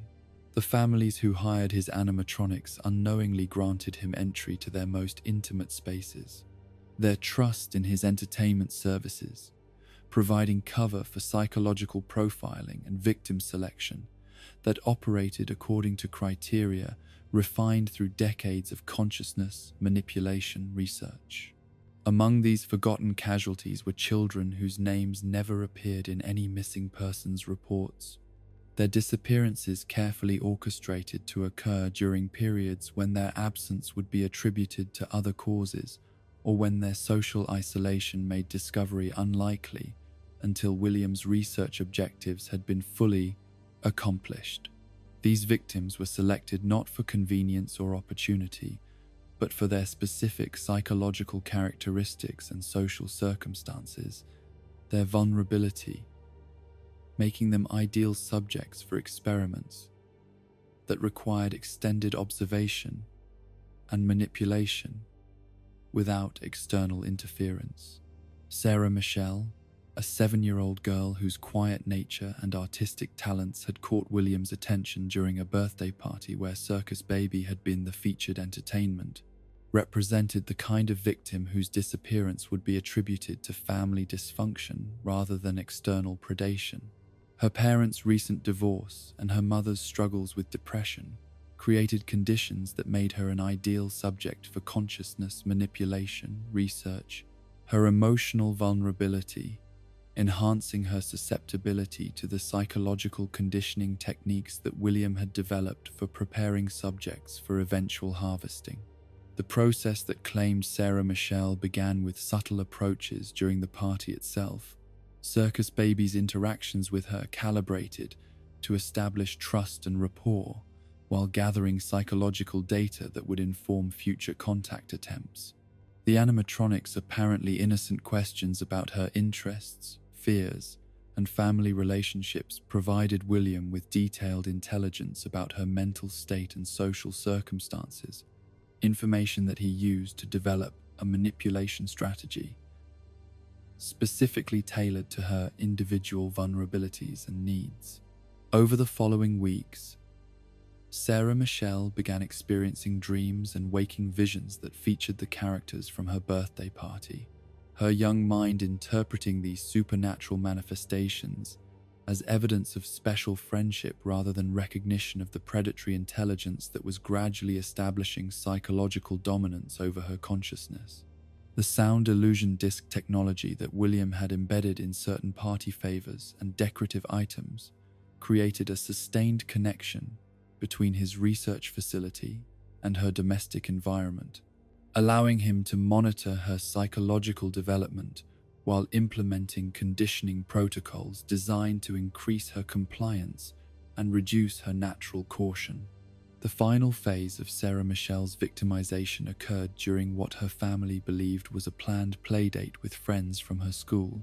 the arrangement having been orchestrated through carefully forged communications and manipulated social connections that created the illusion of normal childhood social activity. The location where she was ultimately taken was a secondary facility that William had established for extended research projects, a place designed to accommodate subjects who required weeks or months of study before their consciousness could be successfully extracted and preserved. The data collected from Sarah Michelle's prolonged captivity and eventual death provided William with crucial insights into the relationship between childhood trauma and consciousness preservation, her young mind's responses to sustained psychological manipulation, revealing techniques that could be applied to future subjects while advancing his understanding of the spiritual forces that could be generated through systematic terror. Her consciousness, bound to one of his experimental animatronics through processes that combined technological innovation with supernatural binding, became another resource for research that continued long after her physical death. Marcus Thompson, a maintenance worker whose night shift duties at various Fazbear locations had made him aware of irregularities in the animatronic's behavior patterns, represented a different category of forgotten victim, adults, whose occupational exposure to William's operations made them potential threats to his continued research, while their social isolation and economic vulnerability made them ideal subjects for elimination that would attract minimal investigation. Marcus had begun documenting the strange phenomena he observed during his cleaning duties, his naturally curious mind recognizing that the animatronic's nocturnal activities suggested intelligence and purpose beyond their official programming specifications. The psychological profile that William developed for Marcus revealed a man whose technical background and analytical thinking made him capable of understanding the true nature of the supernatural forces operating within the facilities he serviced, his growing suspicions representing a genuine threat to the security of operations that had remained hidden for decades. The decision to eliminate Marcus was made not in response to any immediate danger, but as a preventive measure designed to ensure that his observations would not eventually coalesce into the kind of comprehensive understanding that could expose William's research to outside scrutiny. The process used to claim Marcus differed significantly from the techniques employed against child victims. His adult consciousness requiring different approaches to psychological manipulation and spiritual binding, while his physical strength and life experience made direct confrontation more challenging than the subtle grooming methods used with younger subjects. William's solution involved the gradual introduction of consciousness-altering substances into Marcus's work environment, chemicals that enhanced his susceptibility to supernatural influence, while creating psychological conditions that made him more vulnerable to direct spiritual attack. Marcus's final night of employment was orchestrated to bring him into direct contact with animatronics that had been specifically prepared for consciousness extraction procedures. Their systems enhanced with William's latest innovations in spiritual harvesting technology, while their supernatural inhabitants had been conditioned to assist in the acquisition of adult subjects. The struggle that ensued was both physical and spiritual, Marcus's consciousness fighting against forces that operated according to rules his rational mind could neither understand nor effectively resist. The knowledge that Marcus had accumulated through months of careful observation died with him, his documentation destroyed, and his suspicions dismissed by supervisors, who attributed his concerns to stress and overwork rather than accurate perception of supernatural phenomena. His consciousness, extracted through processes that William had refined for adult subjects, provided valuable data about the differences between child and adult spiritual binding while serving as another component in the expanding network of trapped souls that powered his ongoing research. Jennifer Walsh, a young mother whose toddler had attended one of the parties where William's animatronics had been featured, became a victim when her maternal instincts led her to investigate discrepancies in her child's behavior following exposure to his consciousness manipulation technology. The changes she observed in her daughter were subtle but persistent: behavioral modifications and sleep disturbances that suggested exposure to psychological conditioning techniques designed to prepare young minds for future victimization. Jennifer's background in child development psychology provided her with the knowledge necessary to recognize that her daughter's symptoms were not natural responses to normal childhood experiences, but evidence of deliberate psychological manipulation by external forces. Her decision to investigate the source of these changes represented exactly the kind of informed inquiry that William's operations were designed to prevent, her professional expertise making her capable of understanding and potentially exposing the consciousness manipulation techniques he had embedded in his entertainment services. The elimination of Jennifer required careful orchestration to ensure that her death would not trigger the kind of intensive investigation that might uncover the supernatural forces operating within William's facilities, her disappearance needing to appear random rather than targeted to prevent authorities from making connections between her research and the true nature of the Fazbear Entertainment enterprise. William's solution involved staging an apparent accident that removed Jennifer from the investigation while ensuring that her daughter would be placed in circumstances that allowed his conditioning process to continue under different supervision. The consciousness manipulation protocols that had been applied to Jennifer's daughter continued to operate even after her mother's death, the child's psychological development proceeding along trajectories that would eventually make her an ideal subject for harvesting,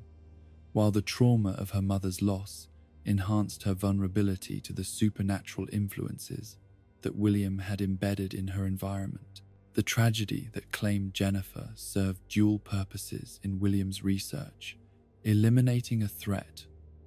while advancing his understanding of how family trauma could be used to enhance the effectiveness of consciousness manipulation techniques. Robert Kim, an investigative journalist whose interest in the Fazbear franchise's troubled history had led him to uncover connections between various incidents that official investigations had treated as unrelated, represented perhaps the most dangerous category of potential victim. individuals whose professional expertise and resources made them capable of exposing Williams' operations to public scrutiny, while their social visibility made their elimination a complex undertaking that required sophisticated planning and execution. Robert's research had revealed patterns in the disappearances and deaths associated with Fazbear locations that suggested systematic rather than random causation. His analysis of police reports, news articles, and employment records, creating a timeline that approached accurate understanding of Williams' decades-long campaign of consciousness harvesting. The articles he had begun drafting for publication contained information that would have exposed the supernatural forces operating within the franchise, while providing enough detail about Williams' methods to interfere with future operations. The psychological warfare that William waged against Robert involved the gradual introduction of supernatural phenomena into his daily life, manifestations designed to undermine his mental stability while discrediting his research through association with apparent psychological breakdown. The sound illusion disc technology that had been refined through years of victim experimentation was deployed to create auditory and visual hallucinations that suggested paranormal activity while maintaining plausible deniability for the technological systems actually generating these effects. Robert's growing awareness that he was being targeted only enhanced the effectiveness of Williams' psychological manipulation protocols. His rational understanding of the threat he faced, combining with supernatural terror to create psychological conditions that made him increasingly isolated from potential sources of help. The journalist's attempts to document and report the phenomena he was experiencing were dismissed by colleagues and editors as evidence of stress-induced breakdown, rather than accurate perception of genuine supernatural attack. The final phase of Robert's victimization involved direct confrontation with animatronics that had been specifically prepared for eliminating adult subjects, whose professional background made them particularly dangerous to Williams' continued operations. The consciousness extraction procedures used on Robert were enhanced with techniques designed to ensure that his knowledge and memories would become part of Williams' research database. His death, serving not just to eliminate a threat,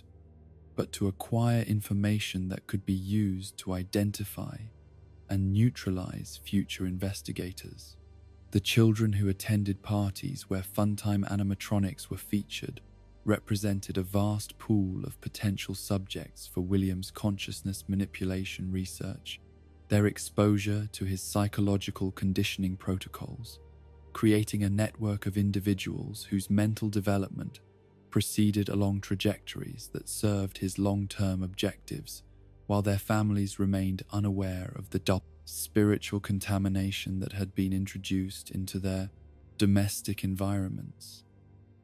These children were not immediately harvested, but were instead prepared for future acquisition through processes that could operate over periods of months or years.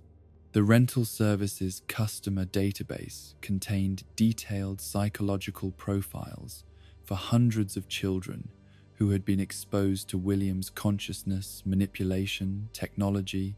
their behavioral responses to conditioning protocols, providing him with comprehensive intelligence about their vulnerability to future victimization, while their family circumstances had been analyzed for optimal acquisition strategies.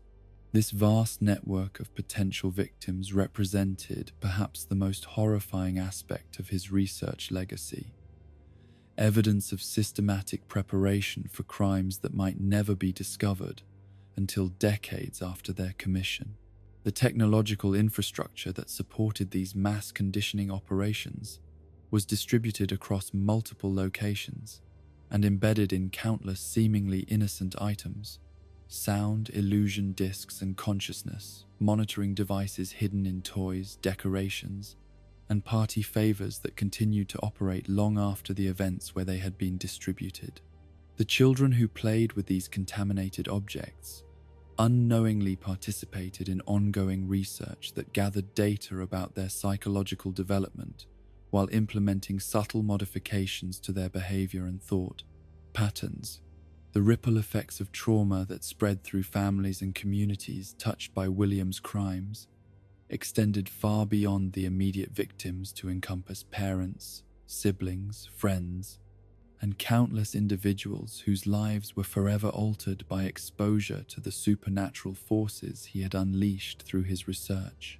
The mothers and fathers who lost children to his experiments carried grief and guilt that could never be fully healed, while the siblings and friends who survived learned lessons about the fundamental unreliability of safety and trust that shaped their entire approach to existence. These secondary victims of William's campaign of consciousness manipulation represented casualties whose suffering served his research objectives, even though they were never directly targeted for elimination, their trauma providing valuable data about the broader social effects of systematic child murder, while creating conditions that enhanced the vulnerability of future potential subjects. The communities that had been touched by his crimes became laboratories for studying the long-term effects of supernatural contamination on social structures and family relationships. The forgotten victims, whose names never appeared in any official records, whose disappearances were never properly investigated, and whose suffering was never acknowledged by any system of justice or accountability, represent the true scope of William Afton's legacy of technological horror. Their silence echoes through the decades as a testament to the systematic destruction of innocence that characterized his approach to consciousness research, while their trapped spirits continue to seek recognition and justice in a world that has never fully understood the magnitude of the crimes committed against them.